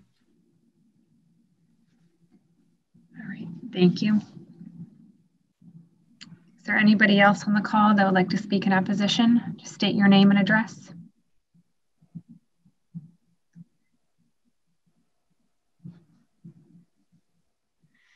All right, hearing no further comments, we're going to move on to the next application. Excuse me, Madam Chair. I'd like an opportunity to rebut the comments that have been made by the public. And I think I have the last word. Yes, I believe that's appropriate, sure. Thank you very much. Sorry, Bernie, can you just state your name and... Sorry, Bernard Pellegrino, representing the applicant. I realize that there are a number of competitors, other liquor store owners who are here to testify in opposition to this application, some of which raise the banter of economic hardship as a reason for denial of the application, when certainly economics and competition is really the underlying current of the opposition. So let's get that right on the table. And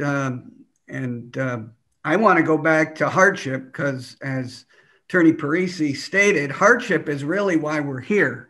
But before I do, let's dispel some myths that I think we heard in some of the testimony. We're not adding any new package stores to town. The state limits the number of package stores that are permitted in a given town. This application and the process that I described earlier would not result in any new number of package stores to be permitted in the town. So we're not adding a store. I don't think the application is premature. We have both, our ownership team has both of the other licenses under contract to be purchased. Quite frankly, it would be premature to file those applications until we clear this hurdle, which is getting the variance. There are other permits, as Attorney Parisi mentioned, in particular, a certificate of location approval by the Planning and Zoning Commission. I can assure you that the applications will be filed before we get there, and we expect that they would be granted prior to our acquisition of the site with the owners. So I don't think it's premature. I don't agree. I don't quite understand the argument of expansion of a nonconformity. If it's related to the expansion of a nonconformity vis-a-vis the other two liquor stores, then I don't need that variance because I'm acquiring those permits and would not be permitted to open in this location without either a relocation of one of the permits and the suspension of the other, or the relocation of both. Planning and zoning, as Attorney Parisi mentioned, has the ability to assess parking needs, and we have to go there for site plan approval. We're comfortable with the fact that this site has more than sufficient parking to cover this use. The parking at liquor stores, you're not there for a long time. Turnover is pretty quick. And I've been to a few liquor stores in my life of this size or other, Mr. Conti's store, which is a great store. You know, you rarely have 30 people in a package store at the same time, at least in my opinion. So we're comfortable that we can make that case, but we don't have to make that case until we get to planning and zoning. And we're well aware, although I think, John, your number is a little high, but so I don't think any of those issues is an impediment to this board to act on the application. The application is one that is founded in hardship, that is certainly applicable to the application of the reg to this property. I agree with Attorney Parisi's statement that your regulation requires you to measure as the crow flies by, from property line to property line. But if you believe, and you don't even have to believe, but if you recognize the premise in the regulation that the separation distance is meant to provide some sort of distance so that the interaction between the two sites is 500 feet or greater, then that regulation is worthy of being varied in this case, because there's no way you can get from the school to this site unless you are a Navy SEAL. You just can't get there. Jumping fences, climbing trees, over sheds. Nobody's going from point A to point B as the crow flies in this case. I mentioned, and I stand by the fact that to get from this site, for all of us, for everybody on the screen, if you want to go from Party City to that school, you're going to travel 800 feet. And in that case, there is justifiable hardship to support the granting of a variance. Listen, if every regulation in every instance had to be applied as written, there would be no reason for this board to exist. We're not trying to break the rules. We're not trying to change the rules. We're not trying to make the game different. We're not trying to make the table unlevel in one way or another. This board exists and grants variances every month because in some instances, and I would suggest to you all that this case and the Citizens Bank sign present opportunities to recognize that hardships exist and relief is necessary. That's why we're here. That's why you meet every month, and that's why you approve probably more than 60% of the applications that come before you. Because there is a justifiable hardship in the application of the regs, why does this reg exist? Why do we have this reg? I don't agree with it, and I've never agreed with it. But if you're going to buy why we have it, it's to create some distance between a school and a liquor store. And by the way, and I'll get back to it in a minute, your reg does not differentiate between liquor stores or restaurants. It's the same regulation. So we'll get back to that in a second. But if that's why we have this regulation, it may be prohibitionary, it has blue laws kind of reeking in it, but it's there. And if you buy the reason, it's to create this distance so somebody doesn't get hurt one way or another. Well, in this case, it's a distinction without merit because there's no way you can get there within 500 feet. First of all, you'd be trespassing on at least 4 properties. And you'd have to scale 2'6" fence, 2'6" fence, a shed, a pine grove, and other wooded areas to get there. So in this case, I think there are hardships which are based in law and fact for the granting of the variance. As I said a moment ago, your regulation does not differentiate between retail package stores and restaurants for separation distance. So you treat them the same and you varied them in at least 5 other instances. Now, I'll agree with Attorney Parisi. He's correct. The precedental effect of those variances based on each individual application. Well, I was involved in a couple of them, and I think the argument is exactly the same. You can't get from A to B within 500 feet. If you believe in the basis for this regulation, as I said, I'm not sure I do, but you could argue successfully, in my opinion, that the potential for harm for on-site consumption is greater for a restaurant than a retail package store, which does not permit on-site consumption. You buy your 6-pack of beer and you go home in your car. You drink a 6-pack of beer in a restaurant, you might cause some harm to somebody in the school or the church. I mean, if you buy it, then I think the risk is higher for restaurants than it is for package stores.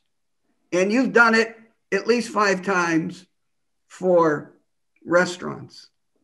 So I think we have true hardship, which is based in law and fact. It's hardships that you've recognized in a number of other instances, arguably for use that poses a greater risk than what we propose here today. And you're here.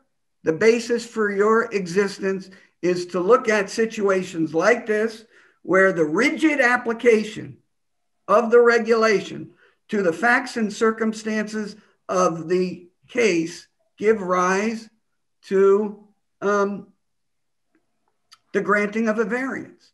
It's true that there are economic impacts and economic benefits to the owner, to the property, but to the town as well. Yes, there would be economic impacts and economic benefits that townspeople would benefit by. Increased tax roll, a vacant site on our main thoroughfare being put to good use. There are good economic benefits that would come out of the granting of this application. I agree with Attorney Parisi on that, but I don't think that stands in the way or should stand in the way for you to recognize a true hardship and grant the application, as you often do. So I appreciate your time. I know our clients do as well, and I know the night is getting late, so thank you very much. Thank you. So hearing no further comments, we'll move on to the next application. I'll ask Joe Villano to read application 20-19.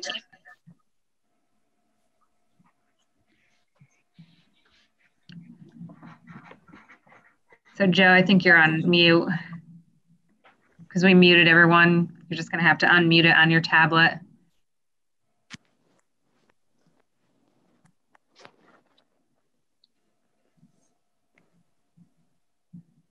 Do you see the mute icon on the bottom left-hand corner of the Zoom screen? If you click on it, it will unmute it. Or Jennifer, if you're still on, if you can unmute Joe Villano. It says Fire Tablet.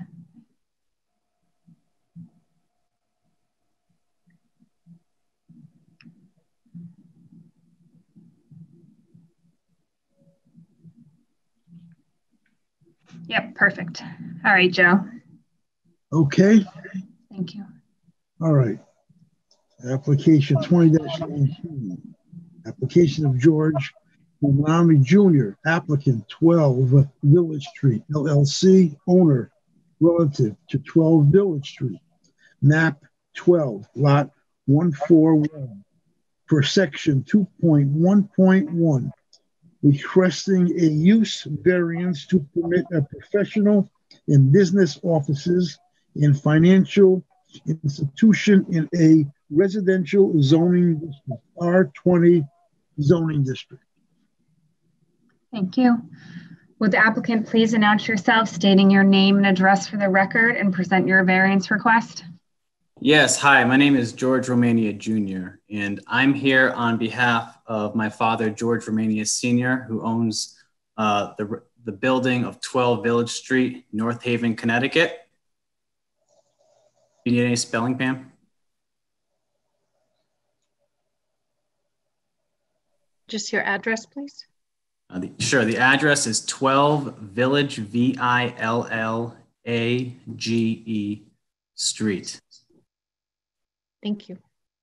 All right, so we're here today because we are requesting a variance in addition to the medical and adult daycare variance granted in 1977. We are asking for the use of professional and business offices and financial institutions and or a similar use to the section 3.2 office O districts. Now I'm going to give you a little bit of a brief background. I'm sure many of you already are familiar with the building at 12 Village Street. So the building was constructed in 1908. And that date is significant because that date in itself predates zoning, okay? Now this building was constructed for the sole purpose of a school in North Haven, and it was used for a school for quite some time. But as time goes on and the natural flow of things occur, there was no longer a need for that school in North Haven. Now there was a very big problem that existed at that time. So this school is a very large building that's clearly not built for residential purposes, and it was put right in the center of a residential zone. Okay, so this building was never at all meant for residential purposes or for that zone, period. As I said before, when it was built, it predates zoning. So in 1977, a variance was granted for medical use and adult daycares. And child. I'm sorry, my father's here too. And children. And adult and child daycares. All right. So hold on. Let me see if I could pull up. I'm going to share my screen really quickly.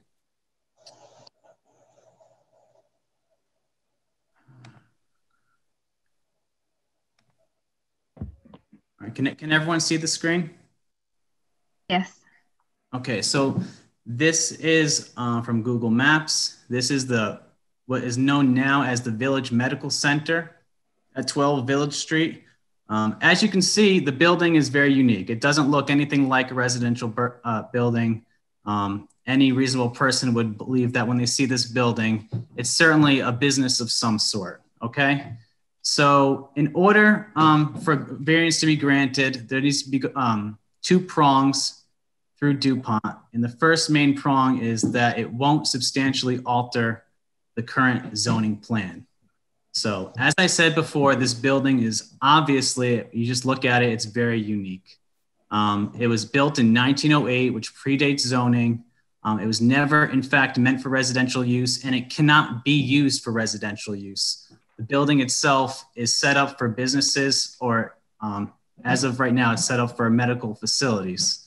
Okay. And so I asked myself this question: why was this building? Why did they allow medical professionals in this building? And I imagine that what happened is the residents in the area feel comfortable knowing that the building is occupied by professionals. Okay, so medical professionals occupy this building. They could feel safe with their children running around. In addition, the traffic in the building would be equal to or maybe less than a school. Although I would argue that traffic could have increased due to this building. For instance, there's a Quest inside the building.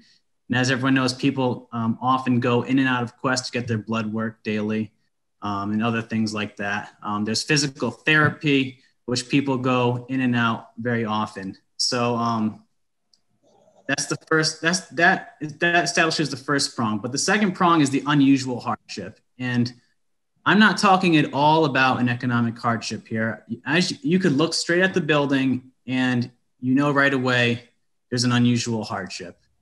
This building is not a house. It's not a one-family house. This building is clearly a very large brick building designed for some sort of business, okay? Now, the reason why we're asking for an addition is to the variance is because the medical profession has certainly shifted since 1977. Just like the school was no longer needed back from 1908 till around 1977, the medical profession is shifted in about 40 to 50 years. As everyone knows, Yale is taking over a lot of Connecticut. 6 Divine Street was allowed in North Haven, and there's a lot of medical professionals there, and they are basically almost creating a monopoly of the medical profession and driving our tenants out. So in the past 8 years that we've owned this building, we've had four real estate agents, okay? And in all 8 years and 4 real estate agents, we were able to obtain 1 single tenant that matched with the variance, 1 tenant. And even now, the tenant is already on its way out. In those past 8 years, 2 of the original tenants have left, and others right now are thinking of leaving as well. The building holds 9 tenants, and I think there's only 5 at this time. We've used our own money. We've created flyers. We sent them to every possible medical profession in the area to try to get anything at all. We received 0 responses. All right. So this building is basically becoming impossible to occupy with medical professionals at this time. And like I said before, it certainly has a lot to do with Yale and the 6 Divine Street that you guys allowed. Now, the variance that I'm asking for is not going to change the use of the building very much as it is now. The variance I'm asking for is to add an addition of professional and business offices and financial institutions. So for example, an attorney's office, a CPA, an architect. There's a whole list of quiet businesses that wouldn't disturb a neighborhood under Office O districts, Section 3.2 of the North Haven zoning manual. So the neighbors could feel at ease because they'll know that professionals will still be occupying this building. There's not going to be construction going on. There's not going to be manufacturing going on. The parking lots aren't going to be filled with tons and tons of trucks idling at high volume. This is going to be a professional area. In addition to medical services, there's going to be professional businesses as well.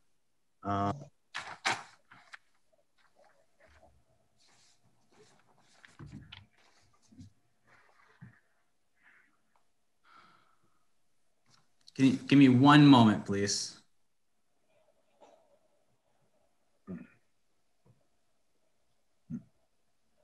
Right. So at that point, I mean, I got my point across.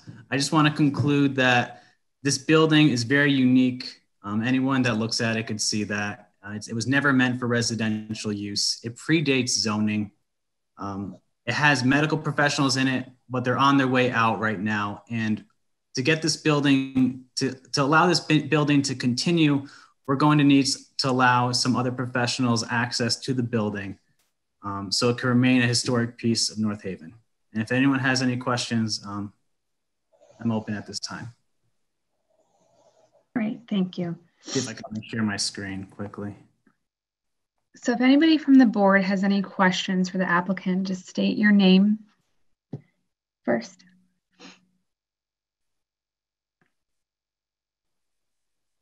So I have a question.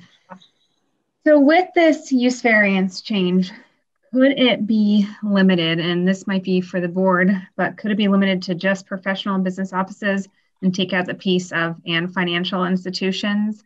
I know you mentioned, you know, CPA firms or accounting firms, and that would be wonderful. But my concern would be just about a bank potentially going there. So my question really is just around further defining the use variance. So Alan, I'm not sure if that should be directed at you.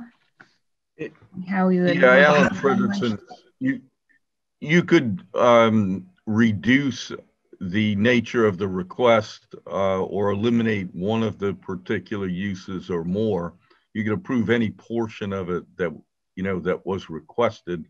I certainly understand your thought that a financial institution is a little bit different and doesn't necessarily fit into the standard office mold. It just happens to be a part of the use paragraph in some of the other zones, you know, in the CB zone, the IL zone.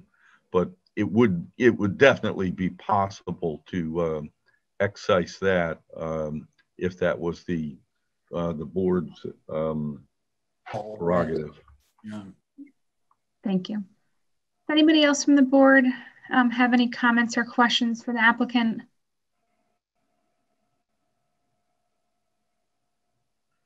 All right, is there anybody on from the public that would like to speak in favor of this application? And once again, please unmute yourself and then state your name and address for the record.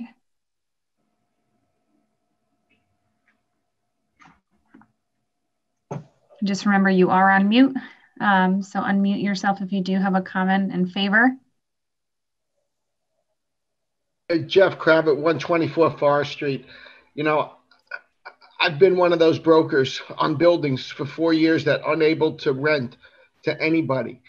And I would be in support of this gentleman who has put money into his property and clearly is, you know, it's very easy to say, oh, we should have this tenant and that tenant based upon the zoning that we have in place. But if you're a property owner and you're vacant and you're paying your property taxes and a tenant comes along that wants to rent your property, you're really in this environment and the world we live in, we got to figure out how to make it work for the tenant. They're a dying breed. And if you're a property owner and paying your property taxes, and it's a problem, you know. And so when tenant comes knocking on your door, you know, you've got to figure out as a board, as a community, you know, at large, working together to welcome them. And North Haven, for that Yeah, I'll just close with, you guys actually figured it out. I mean, you've got an economic developer, Mike Frieda, who called my sign on Washington Avenue and said, how can I help you? I mean, doesn't happen where in Stanford, hasn't happened anywhere I worked in Connecticut. So you guys get it. You know, hats off to North Haven. It's a great sort of, you know, community that's figured it out how to welcome tenants. But I'm not familiar with his project, but whatever he wants, I would be in favor of it. Great, thank you. Is there anybody else that would like to make a comment? Yes, can you hear me? Yes. My name is Matthew Iannone. I'm co-owner in the building with George Romania. And it's Iannone, and I reside at 25 Roccio Park Road in Hamden. Did you get that? Yeah, Pam, are you all set? Can you spell the street, please? Roccio? R-A-C-C-I-O. Thank you. Can I continue? Yes. 8 years ago when we purchased the building had fallen into disrepair. And we did come in there and ripped out all the old landscaping, re-landscape, put in pavers, new windows, you know, AC units, etc. And we brought the building back up to speed. We've also embraced the neighborhood around us. We have parents teaching their kids how to ride bikes, practicing for their driver's license. And, you know, we even let the community or someone in the community use our lot for a large reception that they had at their property down the street. I have worked very hard with the realtors trying to find tenants that we can work into there. And even when I find somebody, generally through my customer base, it's the same old story. You know, they have pressure from Yale to go to Divine Street. And I've even had some of our tenants say that, you know, they get solicited by Yale on a regular basis. And, you know, it's just the pressure of Divine Street is brand new, state of the art. And here we are trying to, you know, keep up. We refurbished the inside of the building and made a much better location for the tenants that we have. And we just cannot get a tenant in there. We had plans to rejuvenate the outside of the building and bring it up to more current professional look for a building. And right now we pay our taxes, our bills, and we barely break even. So I appreciate the time, and you know, we're just a couple of guys trying to you know, have a better situation in our lives, and the economy, and now the virus is just beating us.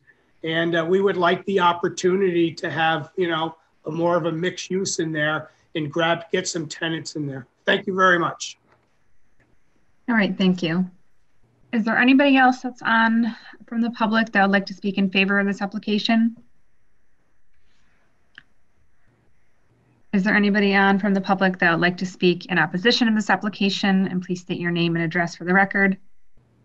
Hi, this is Len Campion, L-E-N Campion, C-A-M-P-I-O-N, and I'm at 199 Quinnipiac Avenue. And my property borders the medical center, and I'm really in favor for this application. They've done a wonderful job keeping the building up. I understand. I know the problem they're going through trying to find medical people to go into the building, especially with what Yale is doing in the area. So I just want to say that as far as I'm concerned, that I would hope that this variance gets approved. Thanks. Thank you very much. So anybody else, would anybody else like to make a comment before we move forward? All right, so I heard the applicant for the A2 survey jump on earlier. So Thakra, are you still on the call? Yes, I am. So what we're going to do is, I'm not sure if you heard this earlier, but the secretary is going to read your application. And once he's done, we'll have you state your name and address for the record. So Okay. Joe, if you can just read the A2 survey waiver application. Yes, it's application 2002. Application with the applicant and owner relative to 1 Todd Drive, map 102, lot 7. Seeking a waiver of an A2 survey application requirement. Our phone 40 zoning district. Thank you. So would the applicant please state your name and address for the record, and then present your variance request or your waiver request? Yeah, my name is Afra, last name Butt, and I'm the owner of the house. And house number is 1 Third Drive, North Haven, Connecticut. So you wanted me to read this? The A2 survey is not needed on height request. Fence will be well off of the front line. A survey would represent financial hardship. That is not necessary. All right, thank you. Do we have any questions from the board about this waiver? The survey waiver, sorry. No, I just need to get that waiver. Okay, so we're just going to ask our board members, the Zoning Board of Appeals members, if anyone has a question, just state your name and then ask the question. Don Clark. Thank you. Yes. Mrs. Butt, can you explain to me or tell me, is the fence going to be before the pine trees on Todd Drive or no, behind them? On the other side, Hartford Turnpike. The house side or the street side? It's a two, because it's a corner plot, so it's a two sides. One is one Todd Drive side, one Todd Drive, and the other side is the Hartford Turnpike side. No, I understand. I understand that. Is the fence going to be on the Todd Drive side? Is the fence going to be in front of the trees next to the street or behind the trees? How far off the street do you plan on putting the fence? Yes, we can put 3 to 4 feet inside the house from the road, from the Turnpike side road. Only 3 to 4 feet? Yes, inside.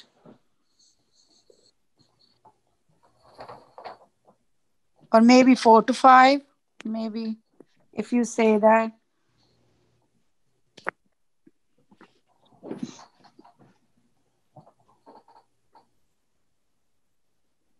The fence height is 6 feet. Right. My concern is a safety issue of blocking the view coming off of Todd Drive if you're that close to the street. Yes, I can put it inside like 3 to 4, and I can leave the corner either. Like I know what you are talking about. I can when we're gonna put it, we're gonna make sure there is no blocking the view for the drivers who they are enter and getting out. Definitely, I'm gonna make sure that. Okay. Alan, Hartford Turnpike's not a state road, right? Or is it? Alan Frederickson, no, it is not. Okay. And if I might just ask, in terms, Donnie, of your question, realizing that a survey would not provide necessarily height information on a fence, and it's most likely a height request. Right. Just to further explain, though, the concern is the location of that fence ultimately. So if there is no survey, you know, just to explain to the applicant, it does speak to the height, but it also speaks to the location as to where that fence would be. If we want to ensure that there's no line of sight issue, it would be helpful to know where that property line is, which is what the survey would provide. So just in terms of explaining a little bit of the considerations that the board reviews on these types of applications, I just want to point that out. Thank you. All right, thank you, Alan. Are there any further questions from the board on this application?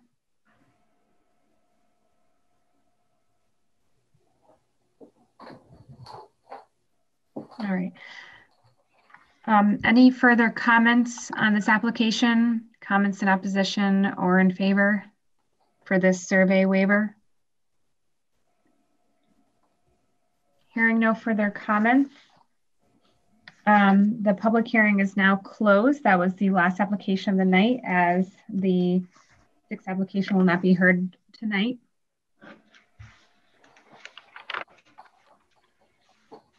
All right, so we move on to deliberations. So starting from the top, application number A2W-20-02, application of Fakura Butt, applicant and owner relative to 1 Todd Drive, map 102, lot 7, seeking a waiver of the A2 survey application requirement, R40 zoning district. Do I hear a motion to approve this request? And please state your name and your motion.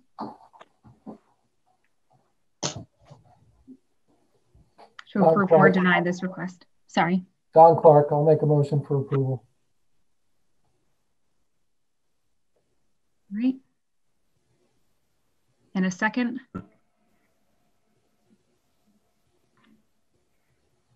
I'll second it. So Carolyn Iacarino will second it. So this will be approved. Just to confirm, this is an approver of the survey waiver, not the request. So Alan, will you meet with the applicants to discuss the next steps? Have those been reviewed? Alan Frederickson, yes, I believe they have been explained, but we would certainly expect to have to meet again in regards to their making the actual application. Presuming we vote on this now and it is approved. Okay, thank you. Sorry. Thank you. All right, so I'm going to call the roll of the board for the vote on the motion. So AJ Wamble, I think you are muted. Unfortunately, I can't unmute you. So I'm done. I can leave? Nope, we have to just finish the vote. Okay.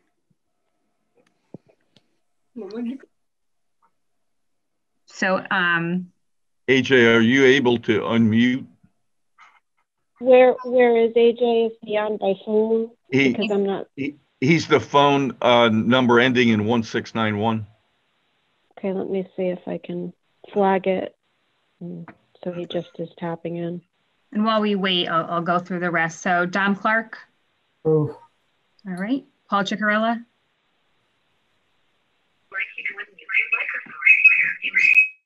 Oh, there's an echo, but Paul Ciccarella, I didn't hear a vote. I'm sorry. If you can just unmute. Yes. What was your vote? Yes, in favor of the application. Thank you. Sorry. Kenneth Quick. I approve. I don't believe that Ken's sitting, if I can. So we'll have yourself, Carolyn, Donnie, Paul, Joe, and AJ, assuming that we can get him unmuted. So Carolyn Iacarino, approve. Joe Villano? Approve. And AJ Wamble? AJ is unmuted. Can you hear me? Yes, perfect. I vote to approve. All right, thank you so much. All right, so application 20-0 is approved by the board. The survey waiver is approved. All right, moving on to application 20-16, application of EDC properties, applicant and owner relative to 2 Grasso Avenue, map 36, lot 37, per section 8.3.3.1, requesting approval to enlarge an existing non-conforming building, IL-80 zoning district. Do I hear a motion to approve this application? I'll make a motion to approve. I'll second it, Don Clark. All right. Just for the record, this is your counsel, Jennifer Coppola. That was AJ Wamble who made the motion. Thank you. Well, I'll second it, Paul Chickarella. I'm sorry, who's second? We ended up here with 2 seconds. Clark? Initially, it was Don Clark that seconded it. He did it first, and then Paul Chickarella added afterwards. Okay, so And AJ and Don.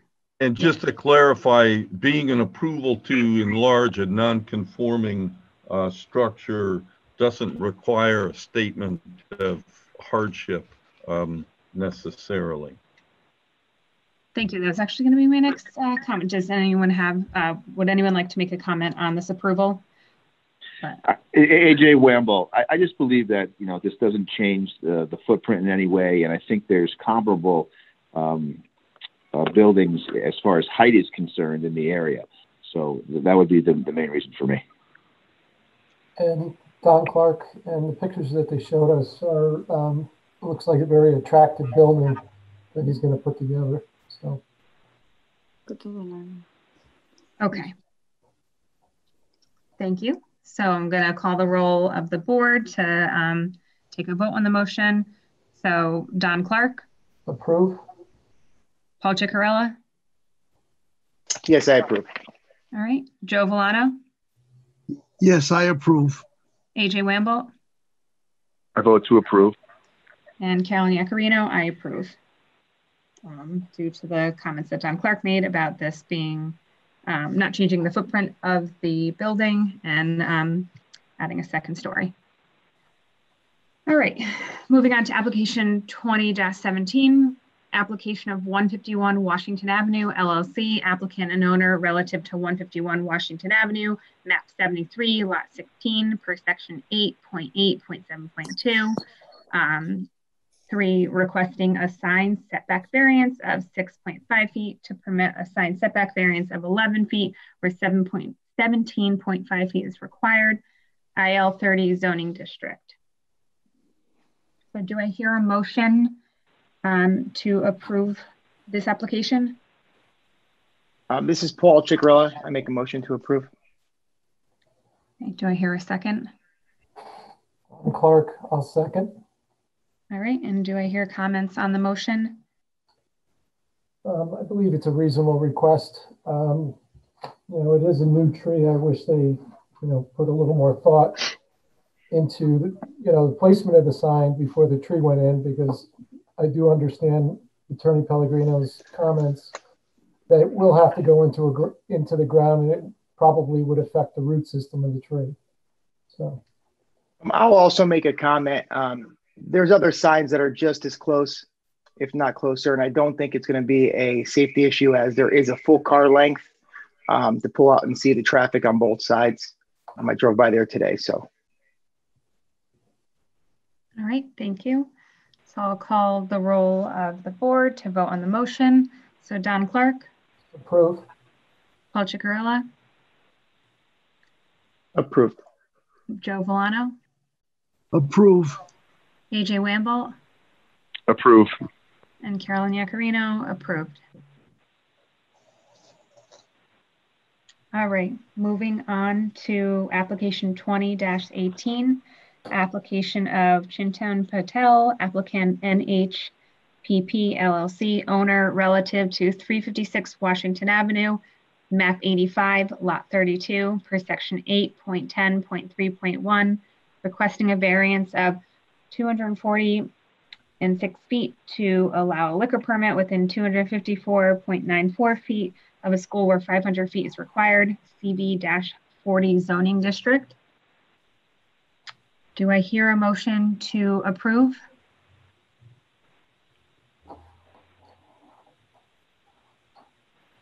I'll make a motion for discussion. I'll second that. I find this to be a very difficult application.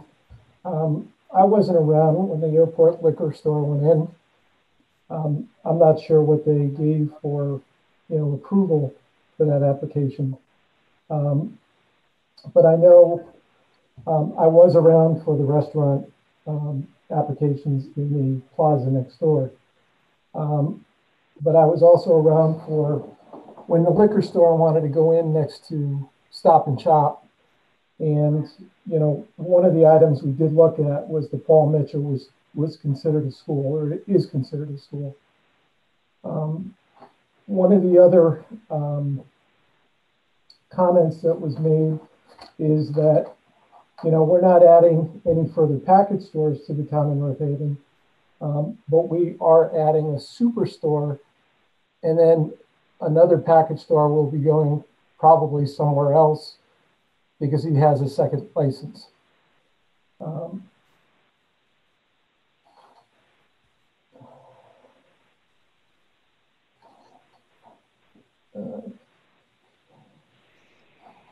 For my comment was also made that, this application is not an economic application, but Mr. Kravitz, I believe, spoke when you asked why weren't they moving into the Vine store, is because it was a smaller building.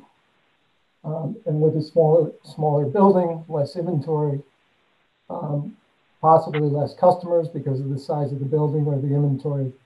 What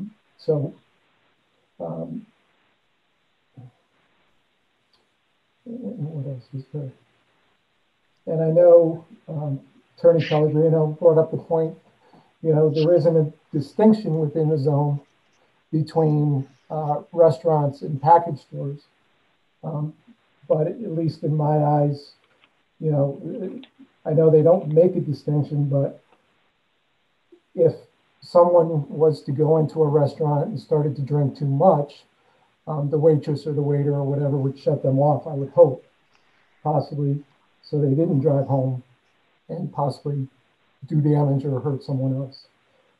So those are my comments on opening it up for discussion. I'd like to hear if somebody else has anything else. AJ Wamble, I see, both attorneys made very compelling arguments. And this is a very difficult application. Ultimately, though, I tend to lean toward this being an economic hardship. Does anyone else feel the same or have any comments on that? So this is Carolyn Yacarino. I'm stuck in between that because there is an opportunity to open up in the Vines location. I know it's a smaller location, but do not need a variance. It's currently being used for, as a liquor store. So I'm looking at that. I would echo Don's point of a restaurant. Essentially, it's still another place to buy or drink alcohol. So I don't take that into account as much with the distance to the school. It's more just the existing location right down the road that can be used, that is available to them. So that's what is really stuck in my head. AJ Wembold again, the other thing that really makes this hard is, Attorney Pellegrino makes a good argument when he says, hey, you have to be a Navy SEAL to get there, and what are we really trying to do here? But this is a very difficult one. Yeah, it's difficult as well because it's not adding, I get the point of it, it's not adding a brand new, even though it's a new location, it's really two other locations, so Aircraft and Vines, they would be closing. So I don't think it's adding any, it's not adding another liquor store to the town, it's just the size. It's just a very, very large location. This is Paul Ciccarella. I know that this is a argument essentially based upon how close this is to the school, but based upon the argument that was made by Attorney Parisi, there's a lot of other issues from parking and other rules and regulations that I think we really need to look at before we make a decision based upon just the location in conjunction to where the school is. I have a lot of other questions and I have to do some research. So I don't know if that we could table this or make a motion to table this, but there's definitely more to think about than just simply where the school is. Alan, if you could weigh in and let us know what our options here, because I have a lot of questions. One being, and I don't know if this could be answered, the square foot of each license that is, and I do apologize, I have a big screen up here and my screen's here, so don't think I'm looking in the opposite direction. I apologize for that. Each license that being purchased, is there a minimum or maximum amount of square footage that should be associated with the license? I mean, there's a lot of different questions that are being brought up, and I think it'd be important to get the answers to that. Yeah, Paul, this is Caroline Iacarino. To echo that, I was thinking just with, like, if we can look at the amount of customers that both Aircraft and Vines, they were taking in each day, and the square footage, and if it makes up the total square footage of the facility, the new facility. Carolyn, Alan Fredrickson, and Paul, you can unquestionably continue the deliberations and you know, to the December meeting if that's your prerogative, but you, at this point, the public hearing is closed, so you can't take in new information. So you would be able to digest the information that the applicant provided and that you know, potentially Attorney Parisi provided as you had indicated. You can go and take another look at the property. You can unquestionably continue it, but at the moment the public hearing is closed, and you would have to let the information that's been provided suffice. So can I make a motion for a continuance until the December meeting? I'll second that. Paul Ciccarella. Sure. Just to understand though, Paul. I agree with that as well, AJ Wamble. The parking issue is not an issue for us. That is planning and zoning. And they still do have to go in front of them. Even if we do approve this here, they still need to go in front of planning and zoning. I understand that. But I'm looking at the book that I was provided for our zoning regulations, and there are things in here that weren't brought up by the applicant, but brought up by, I guess, opposing counsel, if you will. And I think I need to get the answers to those questions. And there's a bunch of them in there that I have. So if we could see if we could take that to vote. Yeah, I don't think there's any, Alan Fredrickson, I don't think there's any issue at all with continuing it, but we just have to be very cautious about any new information or answers that are provided.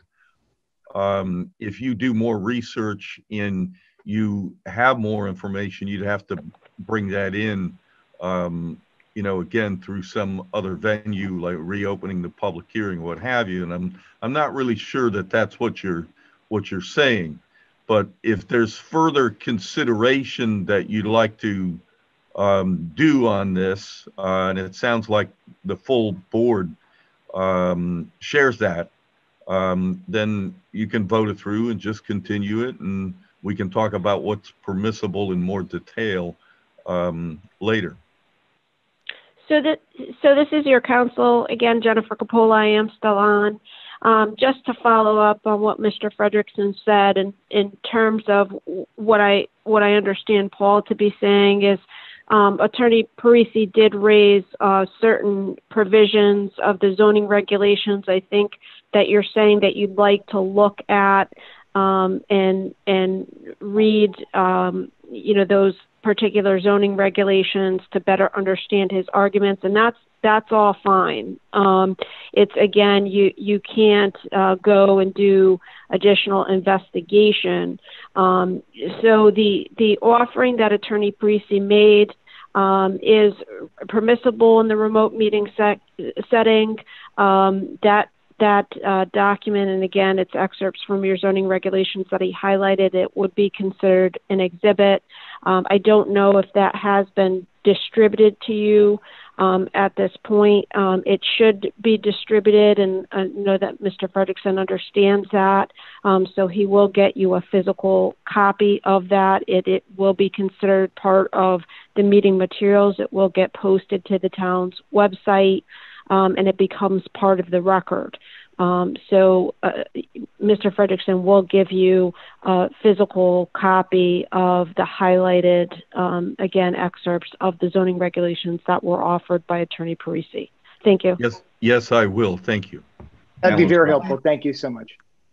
All right. So Pam, did you capture who made the motion and second the motion? Yes. I believe. Okay. Yes, I'm all set. You made the motion and AJ seconded? Paul. Paul seconded.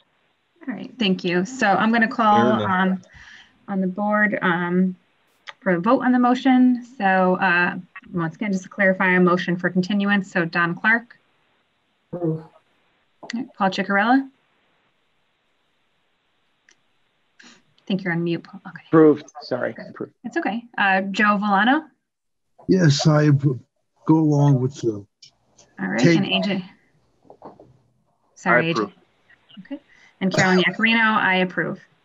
So the motion is approved to continue this application into the December meeting. Thank you. Okay, moving on to application 20-19, application of George H. Romania Jr., applicant 12 Village Street, LLC, owner relative to 12 Village Street, map 12, lot 141, per section 2.1.1, requesting a use variance to permit professional and business offices and financial institutions in a residential zoning district, R-20 zoning district. Do I hear a motion to approve this application? I'll make a motion to approve the application with conditions of no outside storage. And you had brought up, Carolyn, the point about a financial institution as, let's say, a bank, not being an acceptable use. Thank you, Don. I will second that, Carolyn Iacarino. Can I just ask a quick question? I'm sorry. Can I do that right now? Sorry, I'm being very difficult in this meeting. Can I just ask a quick question? Absolutely. Yeah. A financial institution. If it was a mortgage company, would that be considered a financial institution? Well, that's why I try to reference a bank. Yes, okay. That would be an acceptable use in my eyes. Perfect. Okay, just wanted to clarify that thank you. So like I said, I'll second the motion, no outside storage, and approving the secondary use variance of the professional business offices, but limiting the financial institutions to, well, with an exception of banks. All right, so I'm going to call on the board. Yeah, so how do I today? No, you're good. That seems clear to me. Okay. I'm going to call on the board for a vote on the motion. So Don Clark? Aye. Yes. All right. Paul Ciccarella? Approve. All right. AJ Wamble? Approve. And Joe Villano? Approve. All right. And Carolyn Iacarino? Approve. So approved with the condition of no banks, no outside storage, and professional and business offices.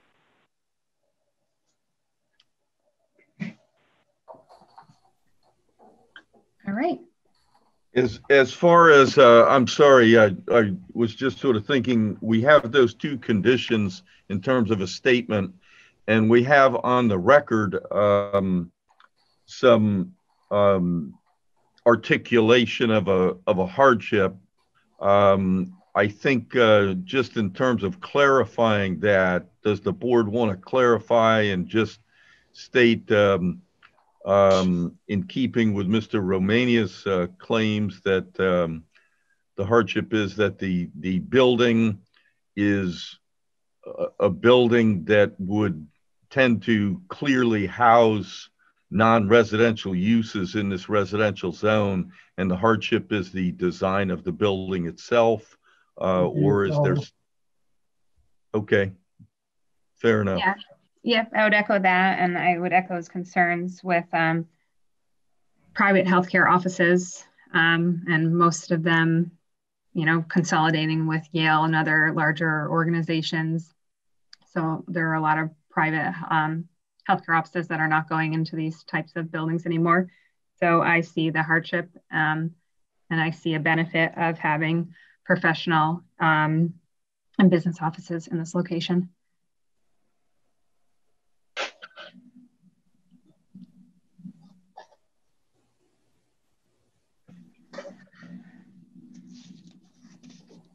All right. All set, Okay. Alan? Yes, I think I do. Thank you. Okay, great.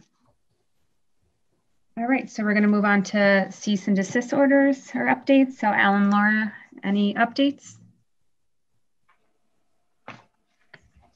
There was one. Do I still see? Yes, I do see Laura. I don't know if Laura is able to unmute to speak to this, but we do see a cease and desist for.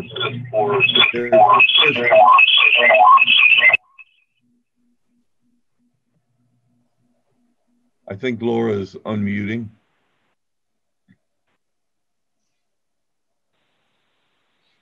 Laura was getting a lot of feedback there.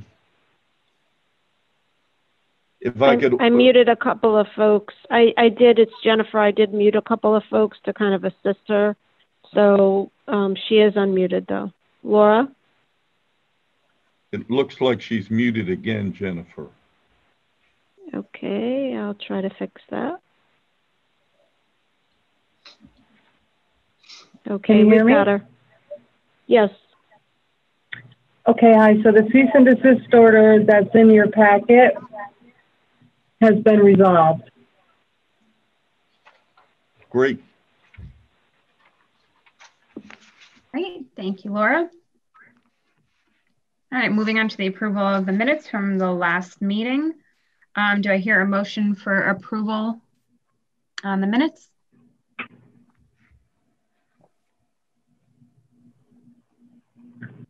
I'll make a motion, Carolyn Iaccarino. Joe Bolano, I'll second it. Thank you, Joe.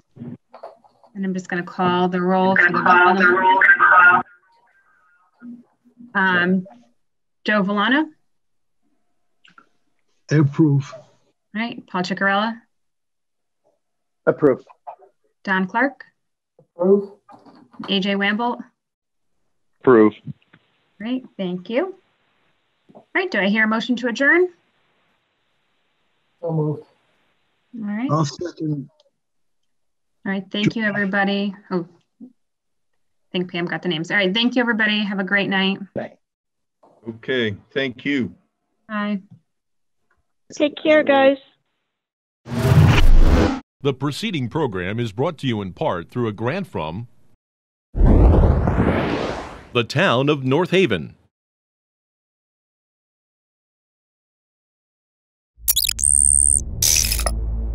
Watch town meetings or other videos on demand at nhtv.com.